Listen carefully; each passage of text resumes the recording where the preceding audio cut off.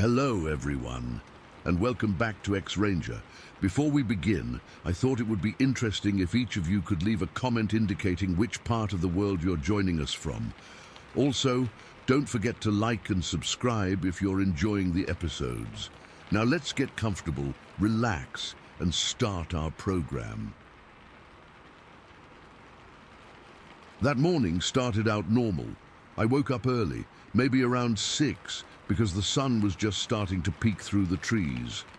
The air had that sharp, cold bite to it that you get in the mountains in fall, and I could see my breath as I packed my gear.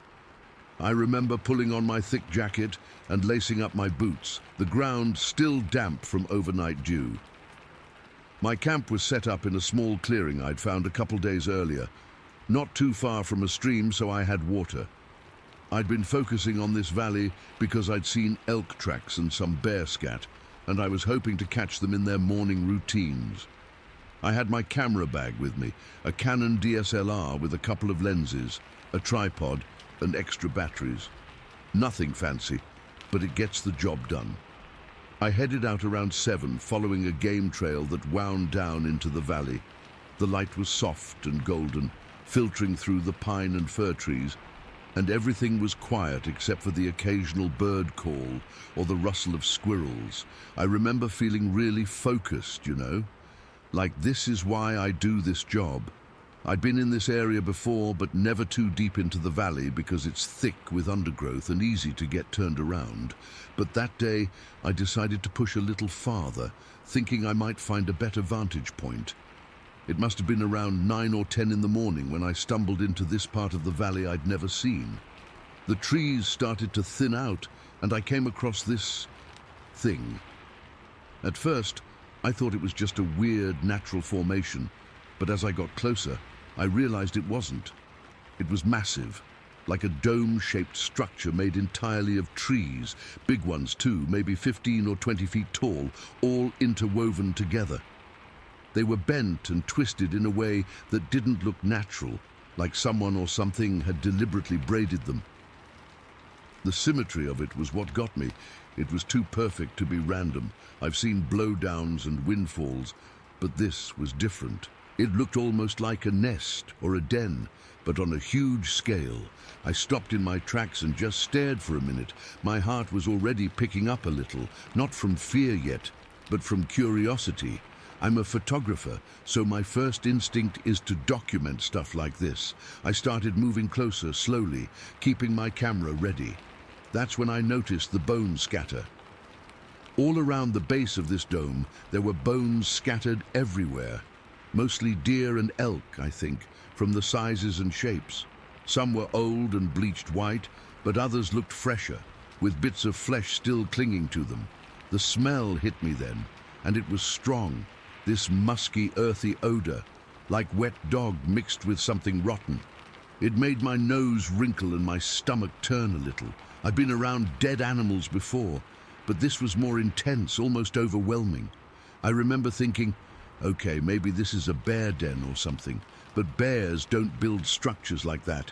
And the bones were too organized in a way, like they'd been placed there, not just dragged and eaten. I started taking pictures. My hands a bit shaky from the cold or maybe the weirdness of it all. I zoomed in on the bones, on the way the trees were woven, trying to capture every angle. The light was tricky because the dome cast a shadow, so I had to adjust my settings. I was using my telephoto lens to get close-ups without getting too near, just in case. That's when I heard the first sound, a rustle in the bushes off to my left. I froze. Camera still up to my eye. At first, I thought it was an animal, maybe a deer or something small, but the rustle was followed by a low crack, like a branch snapping under something heavy. Not the light snap of a squirrel, but something bigger. I lowered my camera slowly and scanned the trees. Everything was quiet again, but I could feel the hair on my arms standing up. The forest had gone still, like it does when a predator is around. No birds, no nothing. I stayed put for what felt like forever, just listening. My heart was thumping in my chest now, and I could feel that cold sweat starting on my back.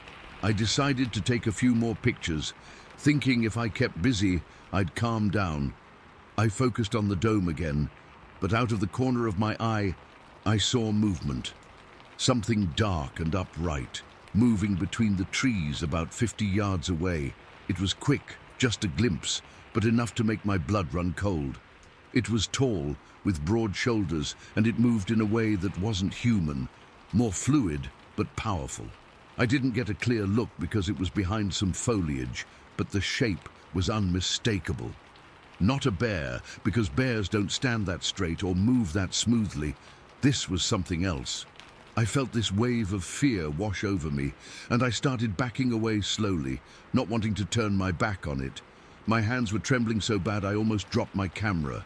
I fumbled to put the lens cap on, my fingers numb with cold or fear. I don't know which. That's when I heard the huffing sounds. They were controlled, rhythmic, like someone or something was breathing heavily but deliberately, almost like it was communicating. It wasn't loud, but it was close, too close. It seemed to come from behind me, then to the side, like it was circling me. I couldn't pinpoint the source, and that made it worse. I felt this presence, this intense feeling of being watched, like eyes were burning into me from all directions. I don't remember making the decision to run. It was just instinct. I turned and started hurrying back the way I came, my gear bouncing in my bag. I didn't look back, but I could hear footsteps, heavy, thudding steps that matched mine, but faster. It felt like it was tracking me, keeping pace. My breath was coming in gasps, and I could feel my legs burning as I pushed through the undergrowth. Branches scraped my face and arms, but I didn't care. All I could think was, get out now. The hike back to camp felt like it took hours, but it was probably only 20 or 30 minutes.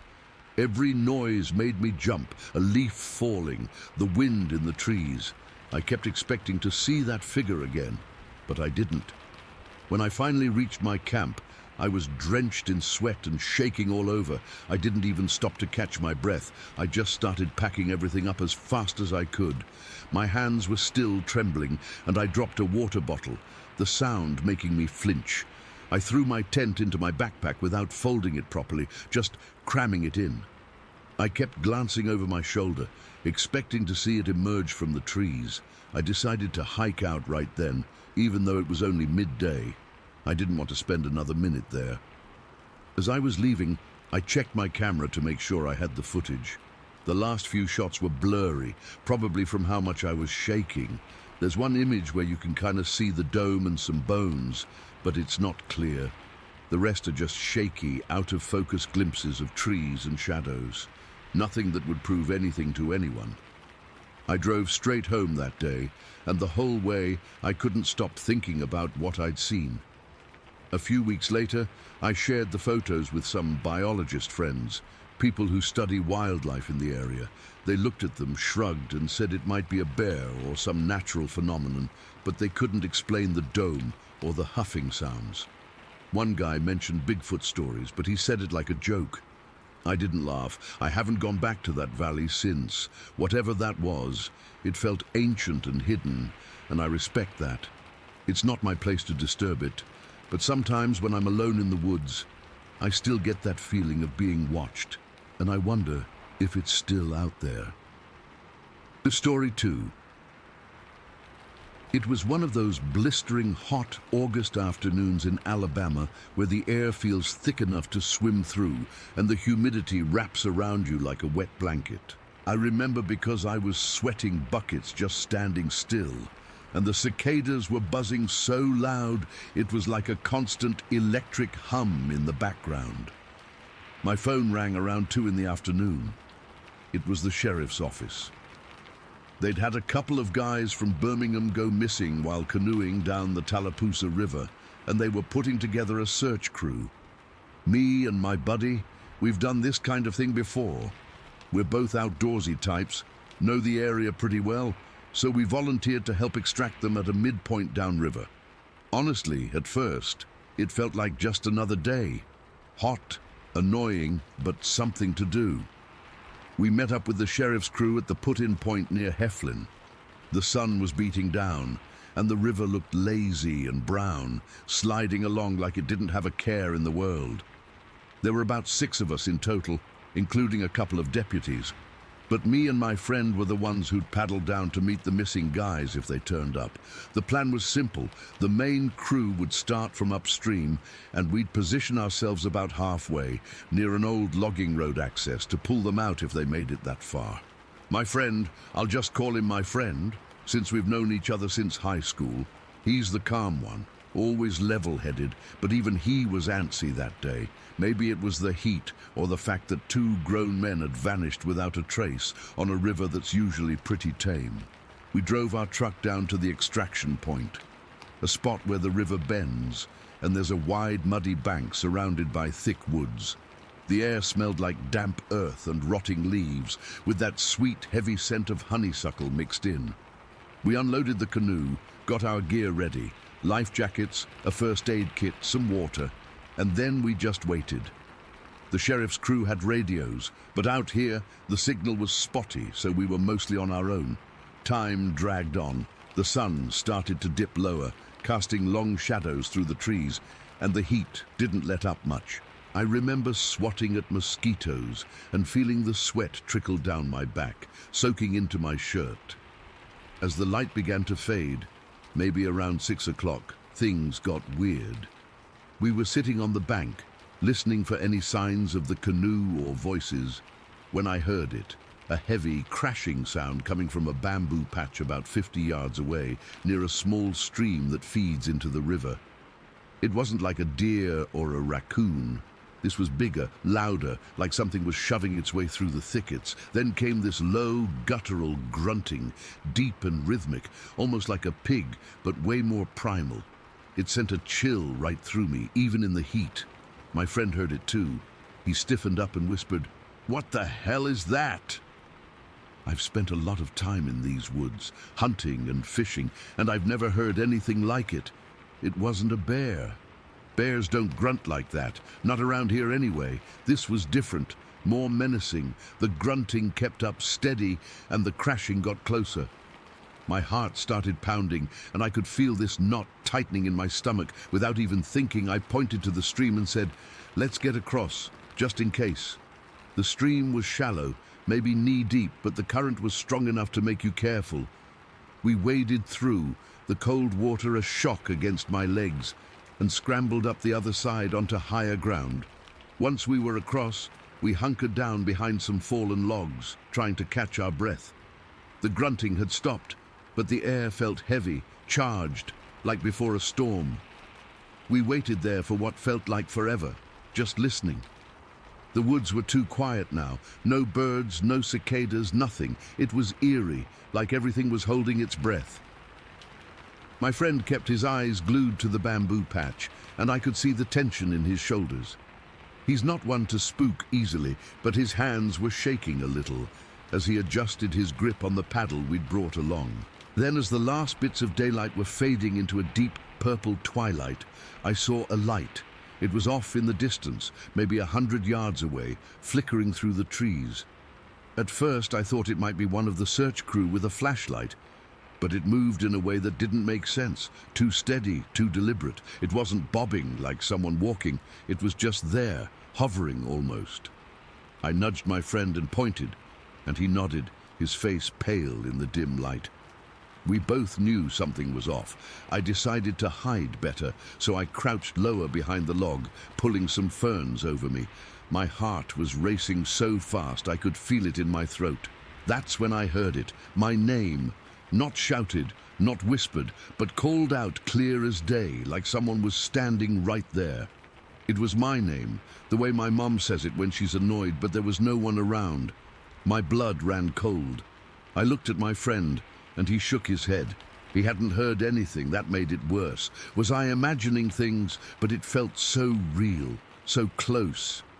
I had to see what was going on, so I told my friend to stay put, and I started climbing up the small hill behind us. It was steep, covered in loose leaves and dirt, and I had to use my hands to pull myself up. Every rustle of leaves under my feet sounded like a gunshot in the silence. When I got to the top, panting and sweaty, I peered over the crest. The light was gone now, but I could see movement in the shadows below, something big, much bigger than a man. Then it rushed toward me. I don't mean it walked or jogged. It charged, full on, breaking limbs and branches like they were twigs. The sound was deafening, a deep rumbling growl that reminded me of a baboon I'd heard on a nature show once, but deeper, more guttural, like it was coming from the earth itself. It was tall, way taller than me, and I'm 6 feet. In the dim light, I couldn't make out details, just this massive, dark shape barreling through the undergrowth straight at me. Terror seized me, pure, raw fear that turned my legs to jelly. I didn't think, I just acted. I scrambled back down the hill, half sliding, half falling, and screamed for my friend to run. He didn't need telling twice.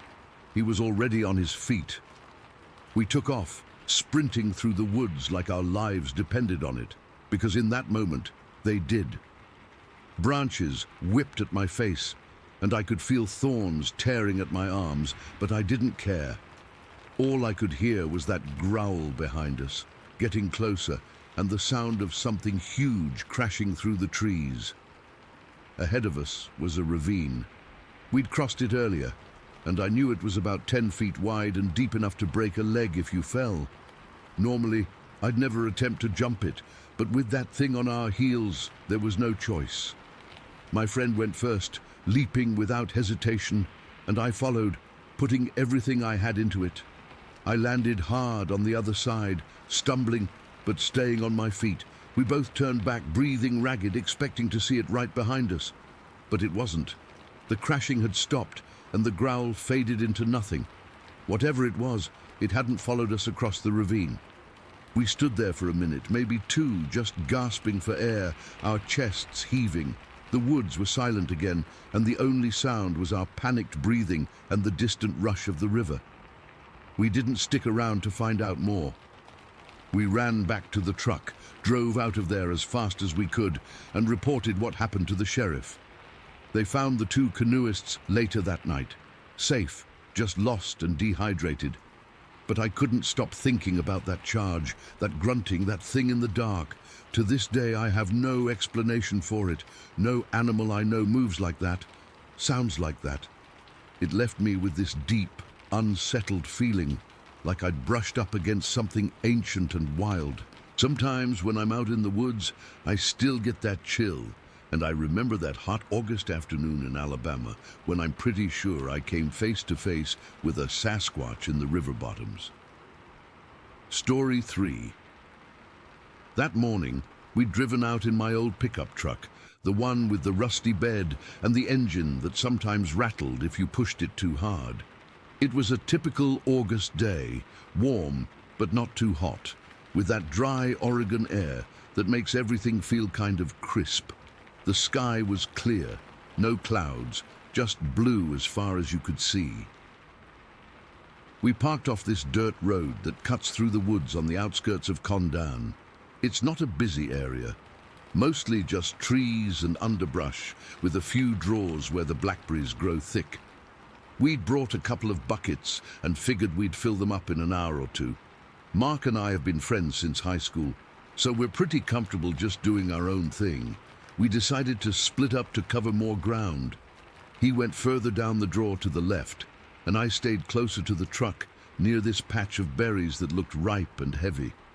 The draw was quiet, like really quiet. At first it was peaceful. You could hear the buzz of insects now and then and the rustle of leaves when a breeze picked up. But after a while, I started to notice that the usual sounds were fading away. No birds chirping, no squirrels scrambling around. It was like someone had hit a mute button on the whole forest. I was kneeling down, picking berries into my bucket, when I heard something uphill from me. It wasn't loud, but it was heavy, like footsteps, but not human. They were slow and weighty, like whatever it was had a lot of mass to it. I straightened up and peered through the trees, but I couldn't see much because of the dense foliage. My heart started beating a little faster, and I felt this chill run down my back. I called out to Mark, but he was too far away to hear me without shouting, and I didn't want to make too much noise. Stupid, I know, but in the moment it felt like the right thing to do. Then came the growl. It was low, so low that I felt it more than heard it, a deep rumble that seemed to vibrate through the ground. It wasn't like a dog or a bear, it was deeper, more guttural, and it had this intensity that made the hair on my arms stand up. I froze right there, my hand still holding a berry, and I couldn't move. My breath caught in my throat, and I remember thinking, what the hell is that? I glanced over to where Mark was, and I saw him stop what he was doing too. He was looking uphill, his face pale, and he gave me this wide-eyed look that said he'd heard it too. That's when the pacing started.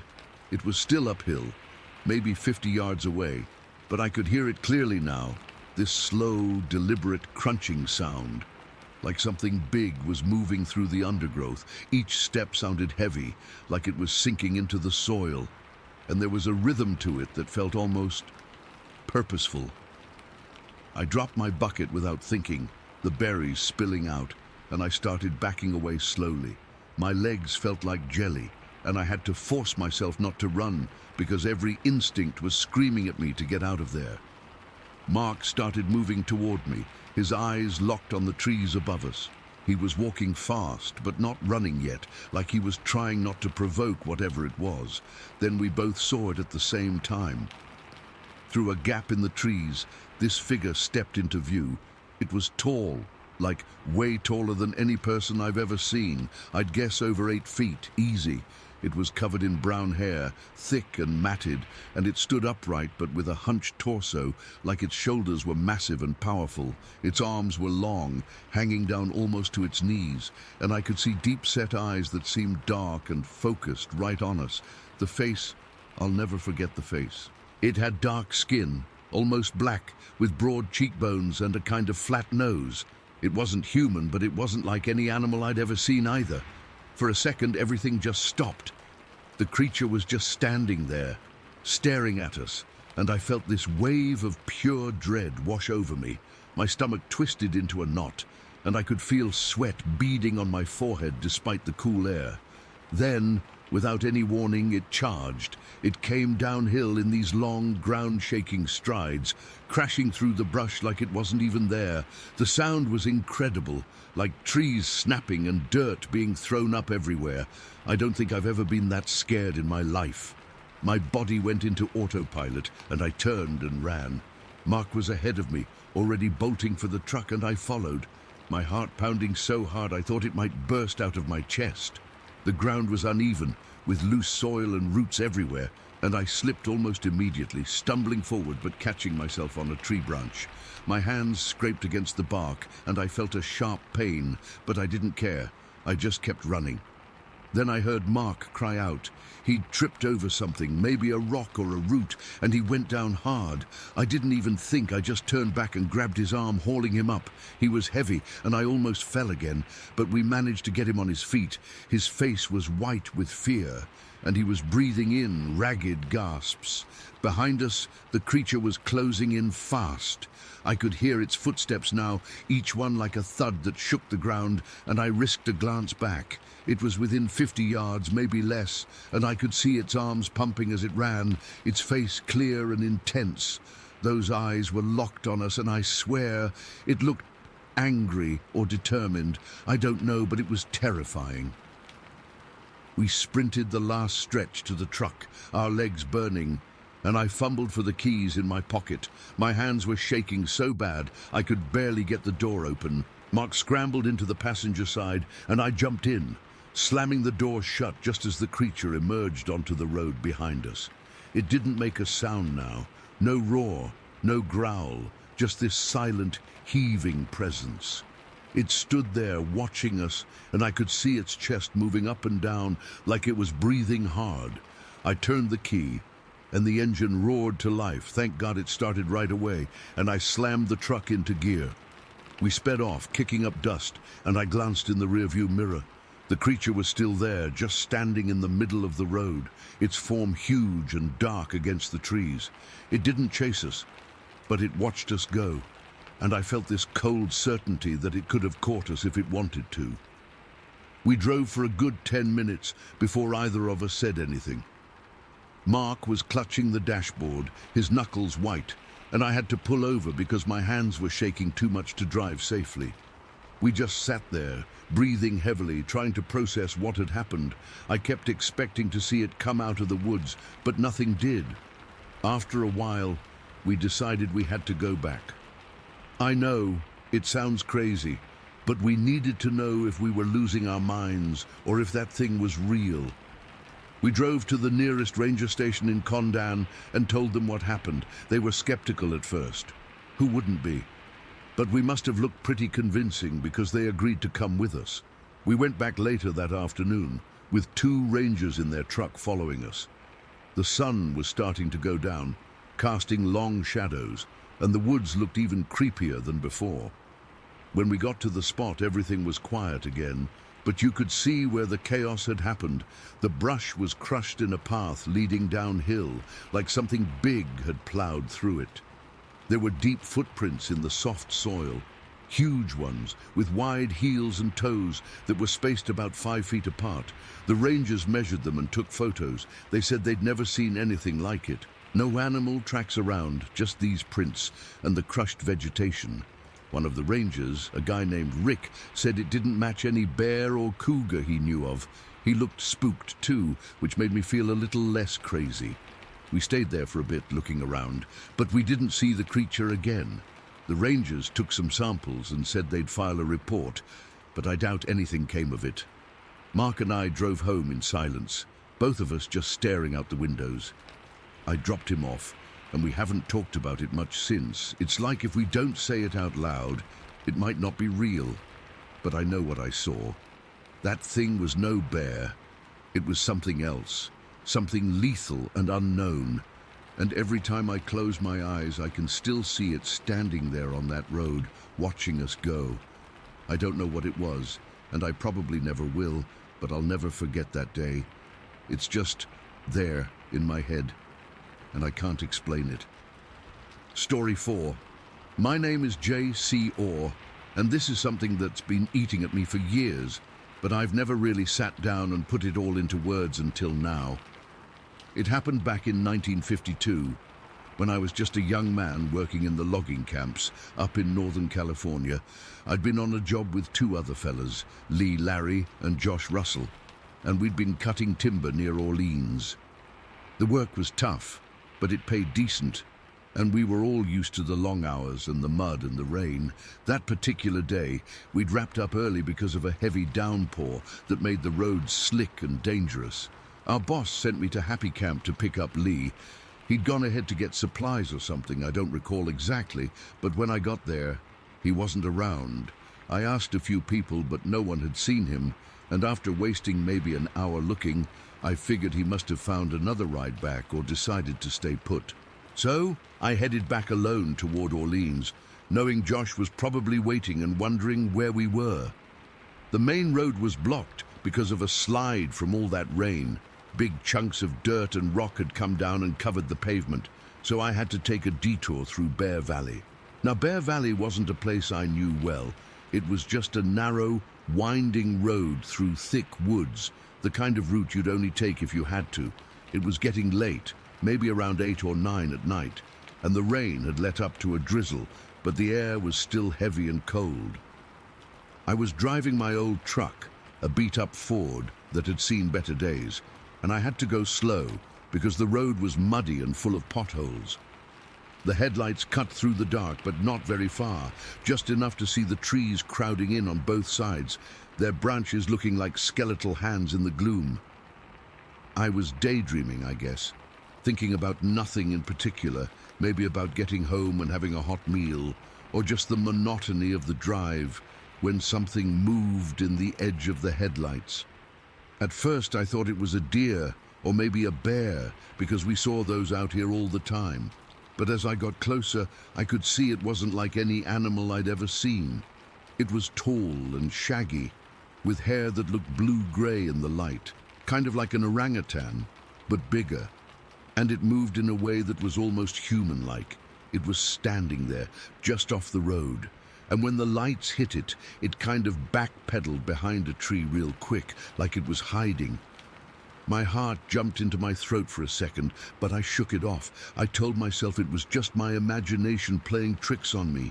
The tiredness, the dark, the rain, stuff like that can make you see things that aren't there. So I kept driving, maybe a little faster now, wanting to get out of there. But then something happened that I couldn't explain away. My truck suddenly skidded violently, like something had grabbed the wheels or the road had turned to ice. The steering wheel jerked in my hands, and I had to fight to keep from sliding into the ditch. My breath caught in my chest, and I felt that cold sweat break out on my forehead. As I got the truck under control, I glanced in the rearview mirror out of habit, and what I saw there froze the blood in my veins.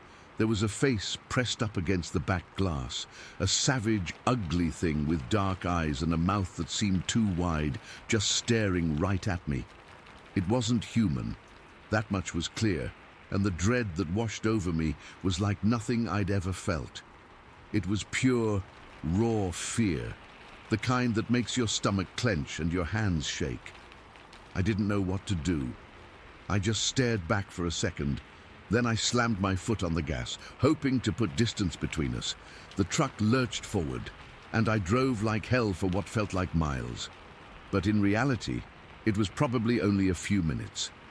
My heart was pounding so hard, I could feel it in my ears, and every shadow outside seemed to move. Then, up ahead, I saw something blocking the road, a small sapling, maybe as thick as my arm, that had fallen across the path. It wasn't big enough to stop the truck if I hit it, but I didn't want to risk damaging the vehicle, so I figured I'd get out and move it. Stupid, I know, but in that moment, it seemed like the sensible thing to do. I pulled over, killed the engine, and stepped out into the cold night air. The drizzle had picked up again, and the wetness seeped through my jacket, making me shiver. As I walked toward the sapling, I heard something that made the hair on my arms stand up. Rapid footsteps, heavy and fast, coming from the woods to my left. I froze, my breath catching in my throat, and turned to look.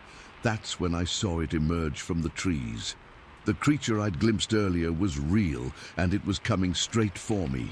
It was bigger than I'd thought, maybe 7 or 8 feet tall, with that shaggy blue-gray hair covering most of its body, but its chest was leathery and hairless, like old hide. Its eyes were round and luminous, glowing faintly in the dark, and it had these long, sharp eye teeth that jutted out when it snarled. The sound it made was low and guttural, like a growl mixed with something else, something I can't even describe. It started circling me, not rushing in, but moving slow and deliberate, like it was sizing me up. I felt like prey, and every instinct in my body was screaming at me to run, but I was paralyzed, rooted to the spot. My legs felt like jelly, and I could smell the damp earth and something else, a musky animal scent that filled the air around us. It kept snarling, its eyes locked on me, and I could see the saliva dripping from its teeth. The fear was so intense that my vision started to blur at the edges, and I had to force myself to breathe. I remember thinking, this is it. I'm going to die out here, and no one will ever know what happened. Time seemed to stretch out, each second feeling like an hour as it paced around me, its footsteps squelching in the mud. Then for a brief moment it moved away, turning its back slightly, as if distracted by something in the woods. That was my chance. Adrenaline surged through me, and I didn't think, I just ran. I bolted for the truck, my feet slipping on the wet ground, and I could hear it let out a roar behind me. I fumbled with the door handle, my hands shaking so bad I could barely grip it, but I managed to yank it open and throw myself inside. As I slammed the door shut, the creature lunged at the window, its claws scraping against the glass with a sound that set my teeth on edge. I could see its face up close now, those luminous eyes burning with rage, and I frantically turned the key in the ignition. The engine sputtered to life, and I stomped on the accelerator. The tires spun in the mud for a second before catching, and I aimed straight for the sapling, crashing through it with a loud crack. But the creature didn't let go. It was holding onto the side of the truck, trying to pull it back or something. I felt the vehicle shudder, and then it let out this trumpeting scream that I'll never forget. It was like nothing I'd ever heard, a mix between a stallion's whinny and a grizzly bear's roar, so loud and piercing that it felt like it was tearing through my skull. I kept my foot jammed on the gas, and after what felt like an eternity, but was probably only a few hundred yards, it released its grip. I didn't look back. I just drove, my knuckles white on the steering wheel, until I was out of that valley and back on the main road. I didn't stop until I reached Orleans, and even then I was too shaken to talk about it. Josh asked me where Lee was, and I just mumbled something about not finding him. I couldn't bring myself to tell anyone what had happened. It sounded too crazy, like something out of a nightmare. For years, I buried it deep, almost forgetting it entirely, until I read an article by Ivan Sanderson in 1959 that talked about similar encounters. That's when it all came flooding back, and the terror of that night hit me all over again. But that day, in the moment, all I knew was that I'd come face to face with something I couldn't explain, and it left me marked forever. I've gone back there since, armed and ready, but I've never seen anything like it again. Still, sometimes when I'm alone in the woods, I get that same chill, and I remember those luminous eyes staring right through me. Story 5. I'd been hearing the talk for a couple of days, just whispers really. Folks saying they'd seen something out by the woods, something big and shambling. You hear all sorts of things in this job, especially from folks who might have had a nip too much from a jar. You learn to nod, make a note, and not think much on it. But this was different. It wasn't just one person. It was Sam White, then his cousin John, then a few others. Their stories had a similar shape, a similar kind of fear in their eyes when they told it, a fear that was real. The night it started for me, I was on my regular patrol. It must have been around 10 o'clock. The mist was clinging to the ground, swirling in the weak yellow glow of the few street lamps we had. I was walking down the alley that ran behind the row of company houses, the ones for the mill workers. It was a tight space, cramped with trash cans and shadows. My breath was puffing out in little clouds, and the only sound was the crunch of my own boots on the gravel and the distant, lonely sound of a train whistle. That's when I heard it. It wasn't a person. It wasn't a dog. It was a sound I can't properly describe, even now. A low, wet grunt, like something heavy was being dragged across gravel, but it was coming from a throat. It came from the deep shadow pooled between two sheds up ahead. I stopped dead. My hand went to my revolver, the cold metal of the grip a familiar comfort. "Police!" I called out, my voice sounding thin and small in the damp air. "Show yourself." The shadow moved. It didn't step out. It sort of unfolded. It was taller than any man I'd ever seen, must have been 7 feet if it was an inch, and broad. It was just a darker shape in the darkness, but I could make out the silhouette of massive shoulders and a head that seemed to sit right on them, no neck to speak of. And the smell hit me then. God, the smell. It was like a mix of wet dog, rotten meat, and something else, something foul and swampy that crawled right up your nose and sat in the back of your throat. I gagged, my eyes watering. It took a step forward, and the way it moved was all wrong. It wasn't a walk. It was a loping, shambling gait, its arms hanging long, almost brushing the ground. It was covered in hair, a matted, shaggy mess that seemed to drink the light. I couldn't see its face, just a darker patch in the fur, but I could feel it looking at me. I could feel a raw, stupid kind of menace rolling off it in waves. My heart was hammering against my ribs like a trapped bird. This wasn't a drunk. This wasn't a prank. This was something else entirely. Something that had no business being in a human alley behind a cotton mill. "Stop right there!" I yelled, my voice cracking. I drew my revolver. It didn't stop. It took another of those loping steps, and it was closing the distance fast. It wasn't running, but its stride was so long, so powerful, it was covering ground quicker than I could backpedal. The fear was a cold fire in my gut. I didn't think, I just acted. I raised my gun and fired. The report was deafening in the narrow alley, a single sharp crack that echoed off the wooden walls of the sheds. I saw the flash illuminate the thing for a split second. I saw the matted hair, the sheer bulk of it. I saw its eyes. They weren't animal eyes. They weren't human eyes. They were just dark and old, and they held a kind of intelligence that froze the blood in my veins. I didn't wait to see if I hit it. I fired a second time, just a reflexive jerk of my finger, and then it was gone. It didn't turn and run. It just moved. 1 second it was there, a hulking nightmare filling the alley, and the next it had spun around with a speed that was impossible for something that size. It vanished into the deeper darkness behind the sheds, its movement silent. There was no sound of footsteps, no cracking of twigs. It was just gone. The only thing left was that terrible, clinging smell and the ringing in my ears from the gunshots. I stood there for a full minute, maybe more, my gun still raised, my breath coming in ragged, painful gasps. The silence rushed back in, louder than before. I was shaking, a full-body tremble that started in my hands and worked its way down to my knees. I'd been in scrapes before. I'd faced down men with knives.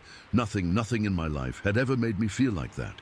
It was a primal fear, the kind that bypasses your brain and talks directly to the lizard part of your spine. I felt small. I felt like prey. I finally lowered my gun, my arm aching. I fumbled for my flashlight, my hands so unsteady I could barely click it on. The beam cut through the mist, dancing over the gravel, the trash cans, the wooden walls of the sheds. Nothing. There was no blood, no sign I'd hit it, no sign it had ever been there at all, except for the smell that still hung in the air and the 2 empty chambers in my revolver. I reported it, of course. What else could I do? But the words felt stupid coming out of my mouth. A big, hairy thing. It sounded like a child's nightmare. The sergeant made a note, gave me a long look, and told me to go home and get some rest. I didn't sleep that night. I sat in my kitchen with all the lights on. The smell of that thing still stuck in my sinuses. The image of those eyes burned onto the back of my eyelids. The next day, the stories started coming in faster. It was like my encounter had broken a dam. Sam White came into the station, white as a sheet, saying it had chased him through the trees near the creek. He said its breath was hot on his neck, that he could hear it grunting right behind him. Then John White, Sam's cousin, told his story. He and a few others had seen it standing in the shallow water of the creek. John, being a fool, or maybe just brave, picked up a good-sized rock and threw it. He said it hit the thing square in the back with a solid thud. He said it didn't roar, it snarled, a low, guttural tearing sound that didn't seem like it could come from a set of lungs. It turned and it came for him, not shambling this time, but with a terrifying purpose, splashing through the water. John said he'd never run so fast in his life, and he was sure it was right on top of him until he made it to his porch and slammed the door. Bruce Neal was another one. He described it the best, I think. He said it was standing on 2 legs when he first saw it, but when it noticed him, it dropped down to all 4s. He said the way it moved on all 4s was even more unnatural than when it was upright, like a huge hairy spider. And the smell, he confirmed it. That same god-awful stench of decay and swamp. Then came the story that made the hair on the back of my neck stand up for good. Sam Watts. He was cutting through the woods, trying to get home before full dark, when he heard the grunting. It was close. He said it was a deep, rhythmic sound, like something big was rooting around. He froze, trying to see where it was coming from, and that's when he saw a patch of shadows detach itself from a thicket. He didn't wait. He ran. He said he could hear it behind him, not running, but moving fast, the grunts keeping time with its movement. He tripped, scrambled up and kept going, not daring to look back. He made it to the edge of the woods and didn't stop running until he was inside his own house, locking every lock he had. The peak of the terror, the moment that sealed it for everyone, was when it attacked a man. I never got his full name. He was just a laborer passing through. The story came to us second-hand, but from enough people that we knew it was true. The man was walking along a dirt path near the swampy area south of the mill late in the evening. The thing came out of the trees. It didn't just chase him, it caught him. It was on him in a flash, and all the man could do was cover his head. He said it was incredibly strong. It didn't bite him, it didn't claw him. It just grabbed his shirt and jacket, and with one brutal tearing motion, ripped them clean off his body. The fabric just shredded. The man was left standing there, bare-chested and terrified out of his wits, and the thing just stood over him for a second, making that low, snarling sound before it turned and loped off back into the trees, taking the tattered remains of the shirt with it. The man said its face was like a gorilla's but longer, and its eyes, he said the same thing I felt. They were intelligent and angry. The town was in a panic. People weren't going out after dark. They were keeping their kids inside, their dogs tied up. Curtains were drawn. Every shadow was a monster. You could feel the fear in the air, thick as the winter fog. We organized posses, groups of men with rifles and lanterns, but we never found anything. We'd find a trampled patch of grass, a place where the underbrush was broken, but that was it. No tracks we could identify, no nest, nothing. And then, just like that, it stopped. The last reported sighting was February 9th, 1938. After that, nothing. No more grunting in the woods, no more massive shadows in alleys, no more stories of being chased. The silence returned, but this time it was different. It was a waiting silence. We were all waiting for the other shoe to drop. A few weeks later, word came down from the state officials. They'd had similar reports, they said, from way down in Mobile, Alabama. A traveling circus had lost a big ape, a gorilla, they claimed. It must have escaped its transport and made its way north, following the river systems, living in the swamps. They were convinced it was the same animal, that it had finally turned back south, back to the warmer climate and deeper swamps it came from. They put out a statement. The beast was gone. The community was safe. People wanted to believe it. They needed to believe it. They slowly started going out again. The curtains opened. Life returned to a kind of normal. But I didn't believe it. Sam White didn't believe it. John White, Bruce Neal, Sam Watts. We all knew. A gorilla from a circus? I've seen pictures of gorillas. This thing was bigger. It moved differently. It smelled like nothing on God's earth. A gorilla doesn't rip a man's shirt off and then just leave. A gorilla doesn't have eyes that look right through you and see the scared little boy hiding inside a policeman's uniform.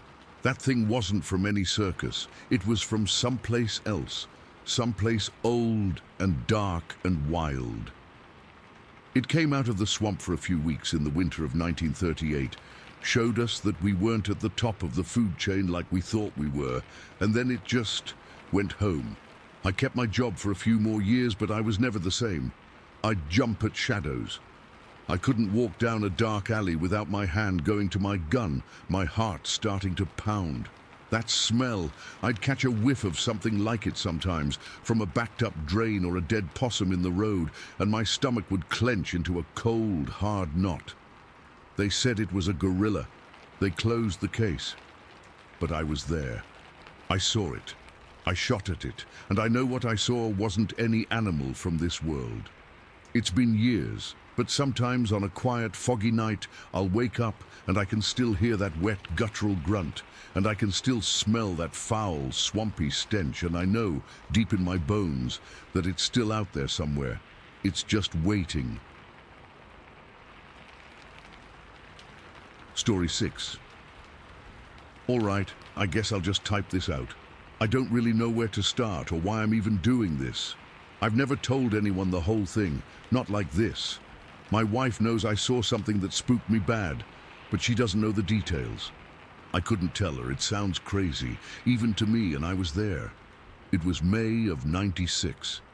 I remember that specifically because my oldest had just turned 7 a couple weeks before, and we'd had his birthday party at the house, all the family over. It was a Saturday. I'd spent the morning doing yard work, the whole dad routine, and by early afternoon I was itching to get out. I needed some quiet. My wife was cool with it, she always is. She knows I need to hit the trail now and then to clear my head, so I grabbed my day pack. It had a water bottle, a spare sweater, a basic first aid kit, and a knife, the one my dad gave me. A solid buck knife. And I drove up to Grove Creek Canyon. I've hiked that canyon 100 times, maybe more. It's right there in the Wasatch Mountains, just above Pleasant Grove, Utah. It's not some remote, deep wilderness.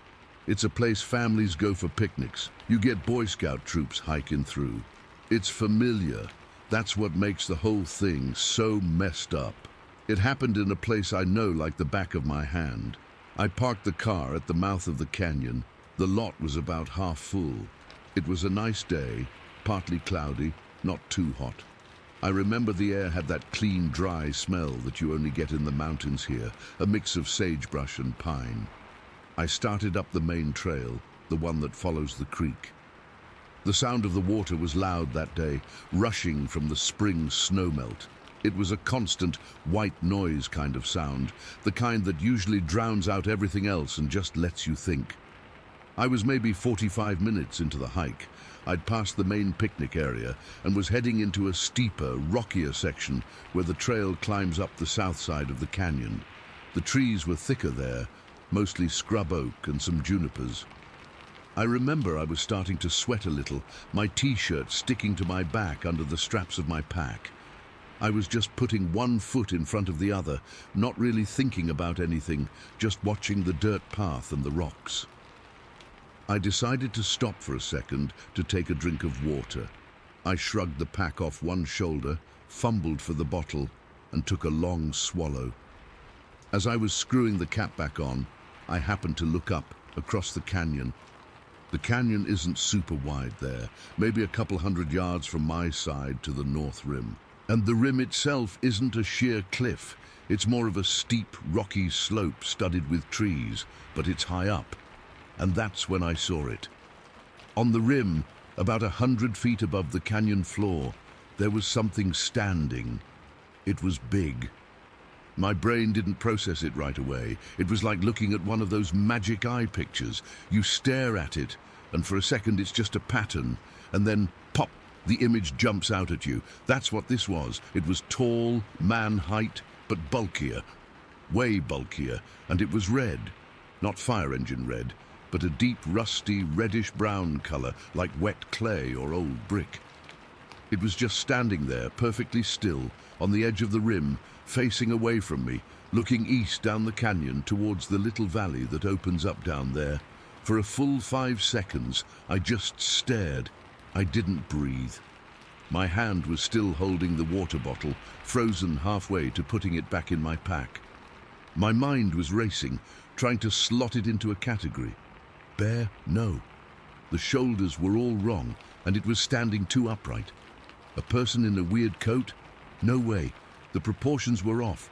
The arms were too long, and the way it was built, it was just massive. Not fat, but solid, like a power lifter, and the head was set on its shoulders without much of a neck. Then it moved.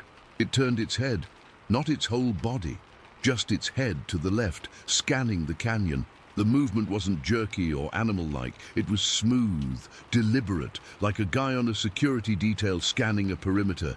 That's when the last piece clicked into place in my head, and the bottom dropped out of my stomach. It was a Bigfoot, a Sasquatch.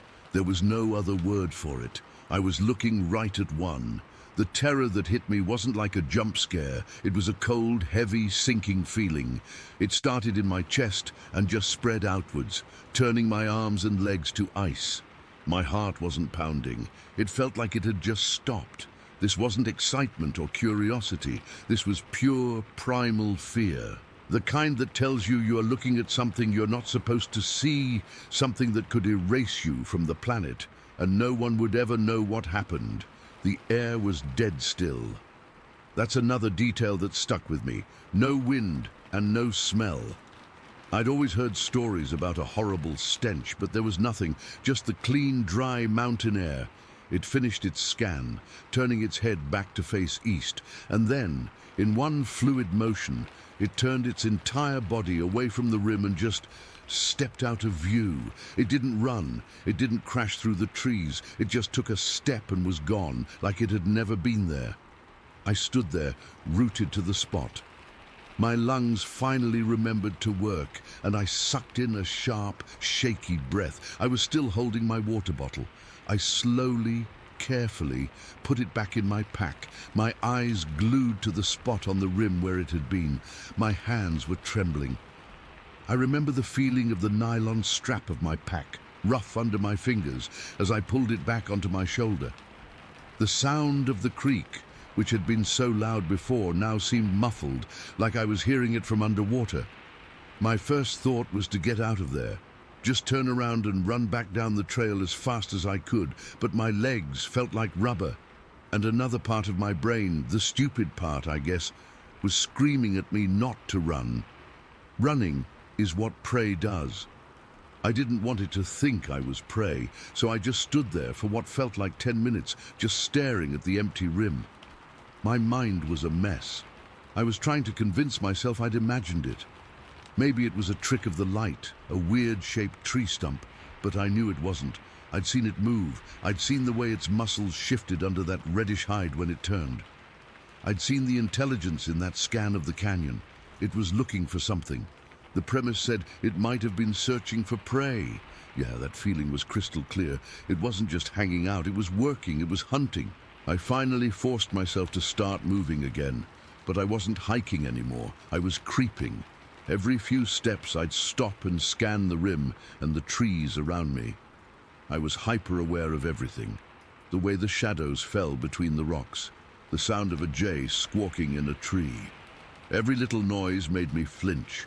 The feeling of unease was a physical weight on my shoulders, pressing me down. I kept going up the trail. I don't know why. Maybe I thought if I acted normal, everything would be normal. Maybe I was just too scared to turn my back on the direction it had gone. The trail loops around and eventually you can work your way up to that north rim, though it's a long hike. For a second, a crazy thought crossed my mind. What if I went up there? What if I looked for tracks? The thought vanished as soon as it came. No, hell no. That was its territory. I was a visitor, an uninvited one who'd just gotten a glimpse of the landlord. I wasn't about to go knocking on its door. The rest of the hike is a blur of fear and paranoia. I jump at every rustle in the bushes. Once a mule deer bounded across the trail about 50 yards ahead of me, and I almost screamed. My heart did a full-on somersault in my chest. I was sweating, but it was a cold sweat, the kind you get when you're sick. I kept looking at my watch. It was only 3:45. The encounter had probably happened around 3:30. It felt like a lifetime had passed. The sun was still high, but the canyon felt darker, more closed in. The friendly, familiar trees now felt like they were hiding 1,000 eyes. I didn't see it again. Not a glimpse, not a sound. And that was almost worse, the not knowing. Was it still up on the rim, watching me from the cover of the trees? Had it moved down into the canyon? Was it paralleling my route just out of sight? My neck was getting sore from constantly looking over my shoulder. I finally decided to cut my hike short. There's a point where the trail forks, one way going deeper into the backcountry, the other looping back down to the canyon mouth. I took the one back down. I practically power walked the whole way, my ears straining for any sound that was out of place. A heavy footfall, a branch breaking under a significant weight. The whole way down, my skin was crawling. It felt like that feeling you get when you know someone is staring at you from behind, that prickling on the back of your neck. I couldn't shake it. I kept my right hand resting on the handle of my knife the entire time, the hard, cool metal of the hilt, a small, pathetic comfort. When I finally broke out of the trees and saw the parking lot, the feeling of relief was so powerful it almost made me dizzy. The sight of my beat-up old sedan was like seeing a lifeboat. I fumbled for my keys, my hand still shaking, and clicked the unlock button from 20 feet away. I yanked the car door open, threw my pack onto the passenger seat and got in, locking the doors immediately. I just sat there for a minute, hands gripping the steering wheel, my knuckles white. I took a few deep, ragged breaths. I looked at myself in the rearview mirror. My face was pale and my eyes were wide. I looked like I'd just seen a ghost or something else. I started the car and got out of there. I didn't look back at the canyon. I drove straight home, probably a little faster than I should have. I walked in the house and my wife was in the kitchen making dinner. She took one look at me and asked if I was okay. I just said I was tired from the hike, that I'd pushed it too hard. I went and took a long, hot shower, trying to wash the feeling of that thing's gaze off me. It didn't work. That was more than 25 years ago. I still live here. I still hike. Though I never, ever go into Grove Creek Canyon alone anymore, and I'm always watching the rims. Always. I've turned it over in my head a million times. A large, red-colored animal, the height of a big man. The air dead still, no smell. The way it stood there, so confident, so powerful. The way it turned its head, scanning, like it owned the place. Because it did. It does. That 5-second window changed everything for me. It solidified a belief I guess I never really admitted I had. They're out there, in the remote areas, and sometimes not so remote. The memory of it, the sheer undeniable reality of it, doesn't haunt me like a bad dream. It's more solid than that. It's a fact that lives in the back of my mind, a cold, hard fact I saw with my own eyes on a sunny afternoon in May.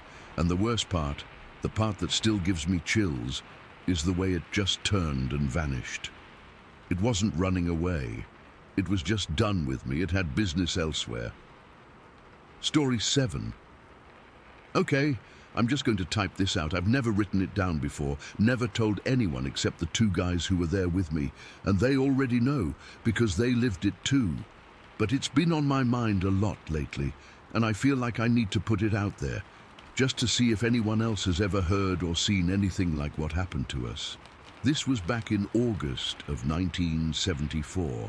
I remember the date because it was the summer after we graduated high school, and the whole world felt wide open. We were camping along the Stillaguamish River in Washington, me and my 2 buddies.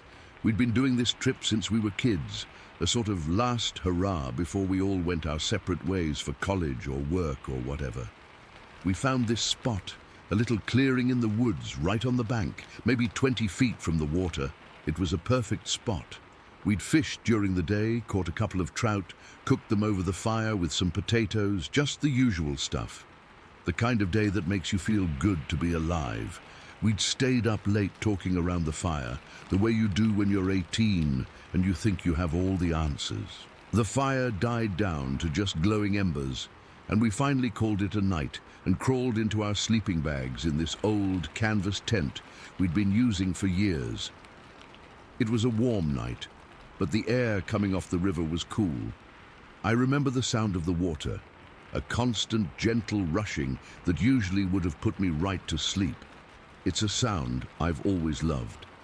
I fell asleep pretty quick, the kind of deep sleep you get from being outside all day. I don't know what time it was when I woke up, but it was the kind of waking that's instant. 1 second I was out cold. The next, every cell in my body was screaming that something was wrong. It was dead quiet. The river was still there, but it was like the background noise had been turned off. No crickets, no frogs, nothing. It was that kind of silence that feels heavy, like a blanket smothering you. I was lying on my back in my sleeping bag, and I could hear my own heart beating in my ears. I held my breath, listening. My 2 friends were asleep next to me, one of them snoring softly. Then I heard it, from across the river, a scream. It wasn't an animal. I know what coyotes sound like, what bobcats sound like. This was different. This was a woman's scream, but not a scream of fear. This was a scream of pure, undiluted rage.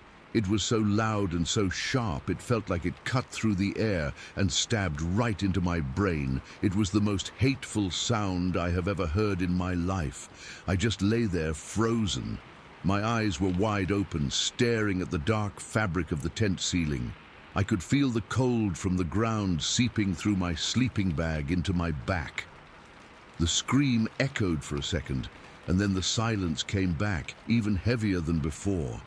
And then it came again. This time it was closer. It was still across the river, but it was downstream from us, like whatever was making it was moving. The rage in it was even more intense. It wasn't just screaming. It was like it was yelling at something, cursing at the world. I could hear the raw power in it, a sound that came from a chest far bigger than any person's. I fumbled in the dark and shook my friend next to me, the one who wasn't snoring. "Hey," I whispered, my voice a dry croak. "Hey, wake up," he grumbled, still half asleep. "What?" "Listen," I said. We both lay there, not moving. The silence stretched. I could feel the sweat starting to prickle on my forehead and my upper lip, even though I was cold. Then another scream ripped through the night. And this one was definitely closer, maybe directly across from us now. My friend jerked beside me. "What the hell is that?" he whispered, his voice tight with fear. "I don't know," I said. "It sounds like a woman." "No, it doesn't," he said. And he was right. It had the pitch of a woman's scream, but the force behind it was something else, something massive. We woke up our other friend, who was a heavier sleeper. It took a minute, but when the next scream came, he was awake instantly. We were all three sitting up in our sleeping bags now, just listening. The screams kept coming, maybe every 30 seconds or so, and each one was punctuated by the sound of cracking branches and heavy, thumping footsteps from the other side of the river. It was pacing, back and forth along the far bank, screaming its head off. We didn't say a word. We just sat in the dark, huddled in our bags. I remember my hands were clenched into fists so tight my nails were digging into my palms. My jaw was locked. I was shaking, a fine, constant tremor that I couldn't control. We were all scared, but it was a new kind of scared. This wasn't like being afraid of a bear. This was a deeper primal fear, the kind that tells you you are not at the top of the food chain. Then the screaming stopped. The footsteps stopped. The silence was absolute. It was worse than the screaming. We waited. A minute passed. 2. The only sound was the river and my own blood pounding in my head. I started to think maybe it had gone away. I let out a breath I didn't realize I'd been holding, and then we heard the splash. It wasn't a small splash, it was a huge, disruptive sound, like someone had thrown a boulder into the water. It was followed by another and another, heavy, deliberate steps wading across the river. The Stillaguamish isn't a huge river, but it's not a creek either. Where we were, it was probably 40, 50 feet wide and waist deep. Whatever this thing was, it was big enough and strong enough to just walk right through it like it was nothing. It was coming across, towards us. I think I stopped breathing. My heart wasn't just beating, it was slamming against my ribs. A frantic, panicked bird trapped in a cage. I could feel the cold sweat now soaking through my t-shirt. My friends were just as still as I was. We were all paralyzed. The splashing stopped. It was on our side of the river. We could hear it moving through the brush on our bank. The footsteps were slow, heavy, and deliberate. Crunch, crunch, crunch. It wasn't trying to be quiet. It knew we were here. The smell hit us then. It's hard to describe a smell, but I'll never forget this one. It was like rotten meat and wet fur and something else. Something foul and musky, like a garbage dump on a hot day. It was so strong, it made my eyes water instantly. I felt my stomach clench and bile rise in my throat. I had to fight not to gag. The smell filled the tent, this awful thick stench that felt like it was coating the inside of my nose and my mouth. The footsteps got closer. Crunch, crunch. They were right outside the tent now. I could see the silhouette of it through the canvas, a huge dark shape that blotted out the little bit of ambient light from the night sky. It was tall. Really tall. It stopped, maybe 10 feet from the tent flap. We didn't move. We didn't make a sound. I think we were all hoping that if we were absolutely still, it would think we were rocks or logs, or just not worth its time. I was praying. I'm not a religious guy, but I was praying to every god I could think of. Then it took another step, and its foot came down on a fallen tree branch right next to the tent. The sound was explosive. It wasn't a snap. It was a deep, wet crack, like the tree itself had just broken in half. I felt the vibration through the ground. That branch was thick, maybe 6 inches in diameter. It was solid wood, and whatever this thing was, it stepped on it like it was a twig and shattered it under its weight. That was the moment I knew we were going to die. There was no doubt in my mind. This thing was stronger than anything I could imagine. It was right there. I could hear its breathing now, a low rumbling sound that wasn't quite a growl, more like air moving through a huge pipe. I could smell its foul breath mixing with the general stench of its body. I squeezed my eyes shut. I didn't want to see it when it ripped the tent apart. I was frozen solid. Not just scared, but physically frozen. My muscles wouldn't respond. I was just a bag of bones and terror, waiting for the end.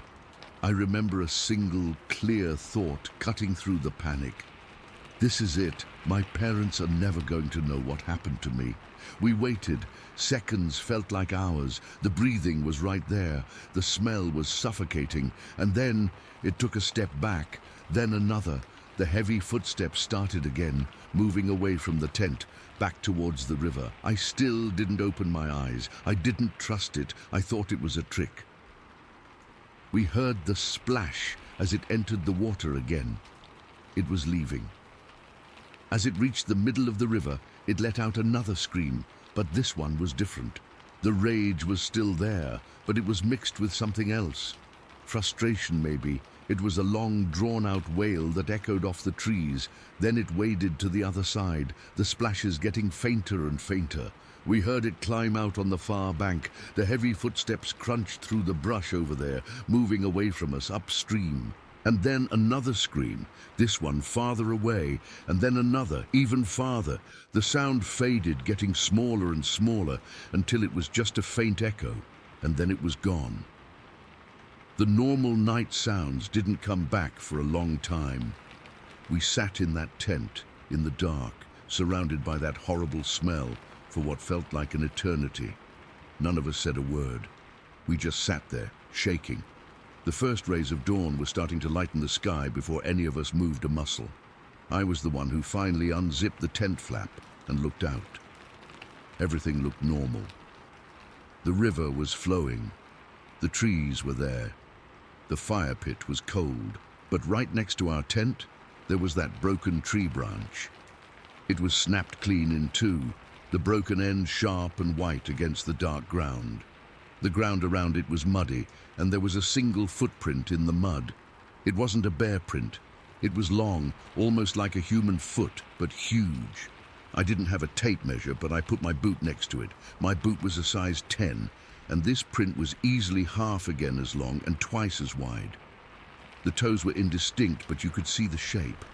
I just stared at it, feeling cold all over again. We packed up our gear in record time. We didn't speak. We just threw everything into the back of the truck, not even rolling up the tent properly, just stuffing it in. We got in and drove out of there, not stopping until we hit the main highway. We talked about it once, a few days later.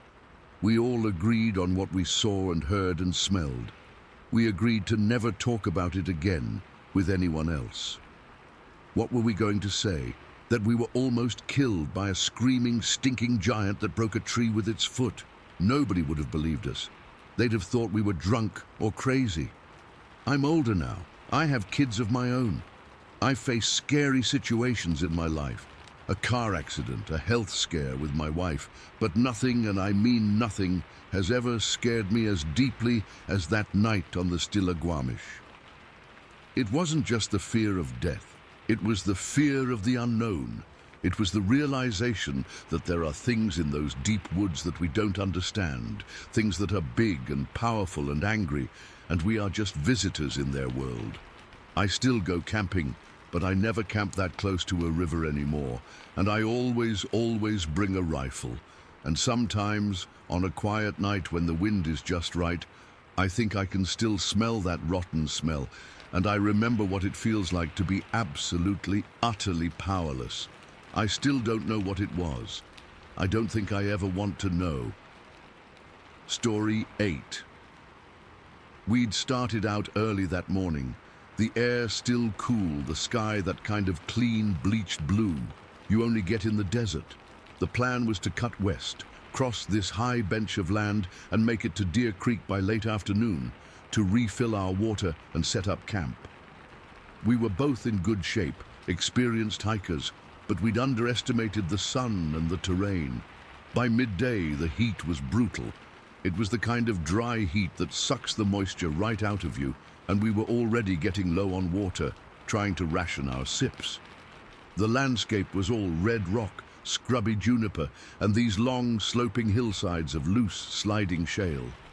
Every step was an effort, your boots skidding a little, the sound of the rocks clattering down the slope, the only noise besides our own heavy breathing and the wind, which had a low, constant moan to it as it funneled through the canyons below.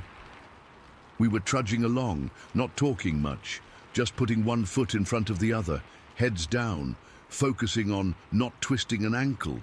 I remember the feeling of my t-shirt stuck to my back with sweat, the strap of my backpack digging into my shoulder, the taste of dust in my mouth. I happened to look up, scanning the horizon more out of habit than anything, just to check our bearing, and that's when I saw it. To the west, maybe less than a mile away, maybe a little more. It's hard to judge distance out there. There was this stony rise, like a spine of rock jutting up from the land. And on top of it, there was movement. I stopped dead, my hand going up to signal my buddy to stop too. He came up beside me and we both just stared. It was a figure. It was shaped like a man, standing on two legs, I'm sure of that. But it was all wrong. It was far, far too big. I'm 6 feet tall, and this thing, it dwarfed me. It had to be 8, 9 feet tall, easy. And the color, this is the part that still gets me. It was paper white. Not gray, not tan like the rocks, but a stark, flat, almost blinding white, like printer paper. It looked unnatural against the red and brown of the desert. It was pacing.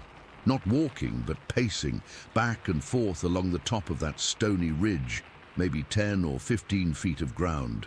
Its movements were fluid, but heavy. You could sense the weight in its steps, even from that far away. It wasn't just looking around, it was searching for something. Its head was moving, scanning the area below it, and its long arms hung down, swinging slightly with its motion. I remember my heart just hammering in my chest, a sudden cold feeling washing over me despite the heat. I didn't say anything. I just pointed. My buddy saw it too. I heard him suck in a sharp breath. We stood there, frozen for what felt like a full minute, just watching this huge white thing pace on the ridge. My mind was racing, trying to find a logical explanation. A guy in a suit, a weird rock formation. But it was moving. It was undeniably alive. Then, the worst part. It stopped its pacing. Its head, which had been turned away from us, swung in our direction. It had spotted us. I felt a jolt, like an electric shock, go right through me. The moment it saw us, it didn't freeze or stand its ground. It moved with a speed that was terrifying. In one smooth, incredibly fast motion, it ducked down behind a rocky outcropping on the ridge and was gone. Just like that. Vanished. We stood there for another few seconds, just staring at the empty spot where it had been. The silence felt heavier than before. My buddy was the first to speak, his voice a low whisper. What the hell was that? I didn't have an answer. All I could manage was a shake of my head. We started talking, voices hushed, trying to rationalize it. A hunter in some kind of weird ghillie suit. But who hunts out here in the middle of the day in June? And why white? And the size? It was just too big. We were both spooked, but the practicalities of our situation took over. We were exhausted. We were low on water, and we were still a good ways from Deer Creek. We couldn't just stay there. So we decided to keep moving. We agreed to just get the hell off this bench and down to the creek as fast as we could. We picked up our pace, no longer a trudging walk, but a determined quick hike. We didn't talk about the white thing.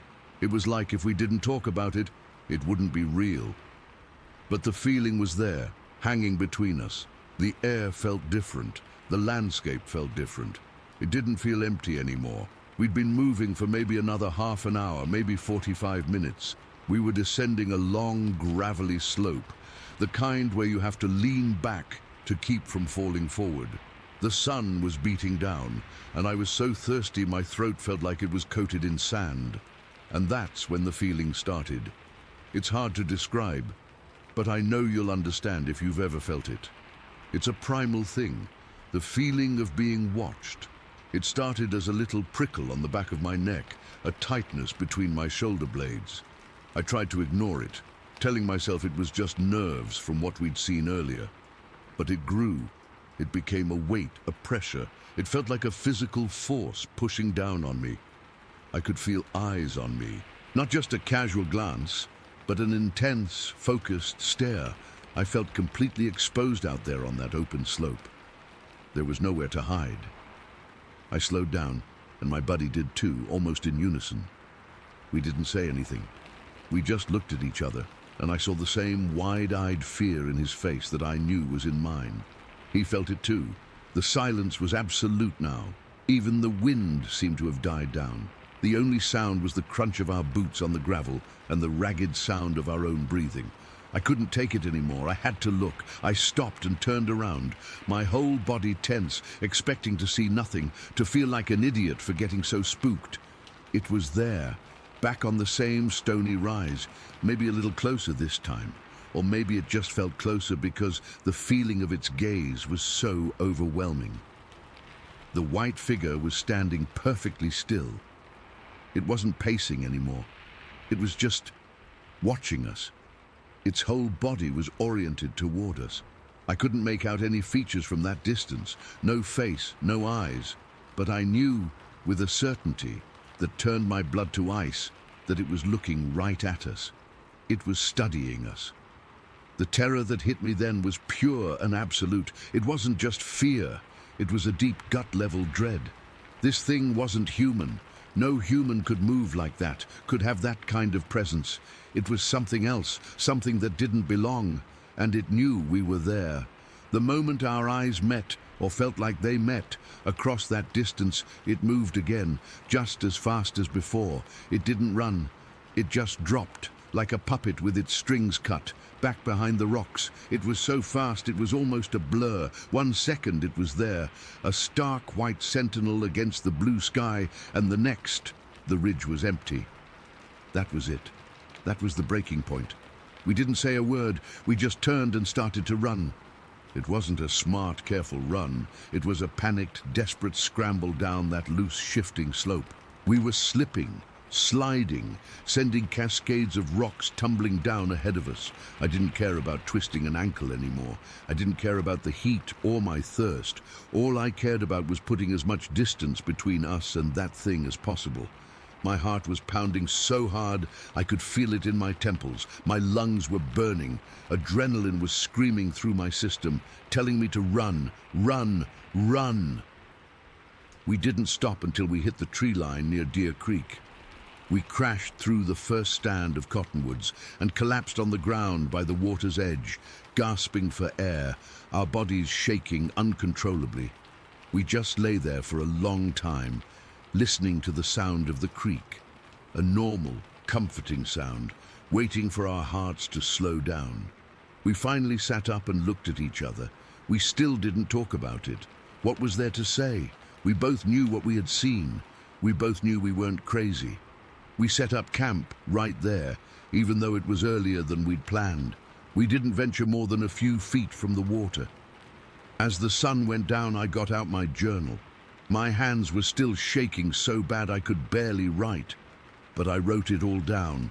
The date, the location, the white color, the size, the way it moved, the feeling of being watched. I described it in as much detail as I could, trying to pin the memory to the page so it wouldn't fade or warp over time.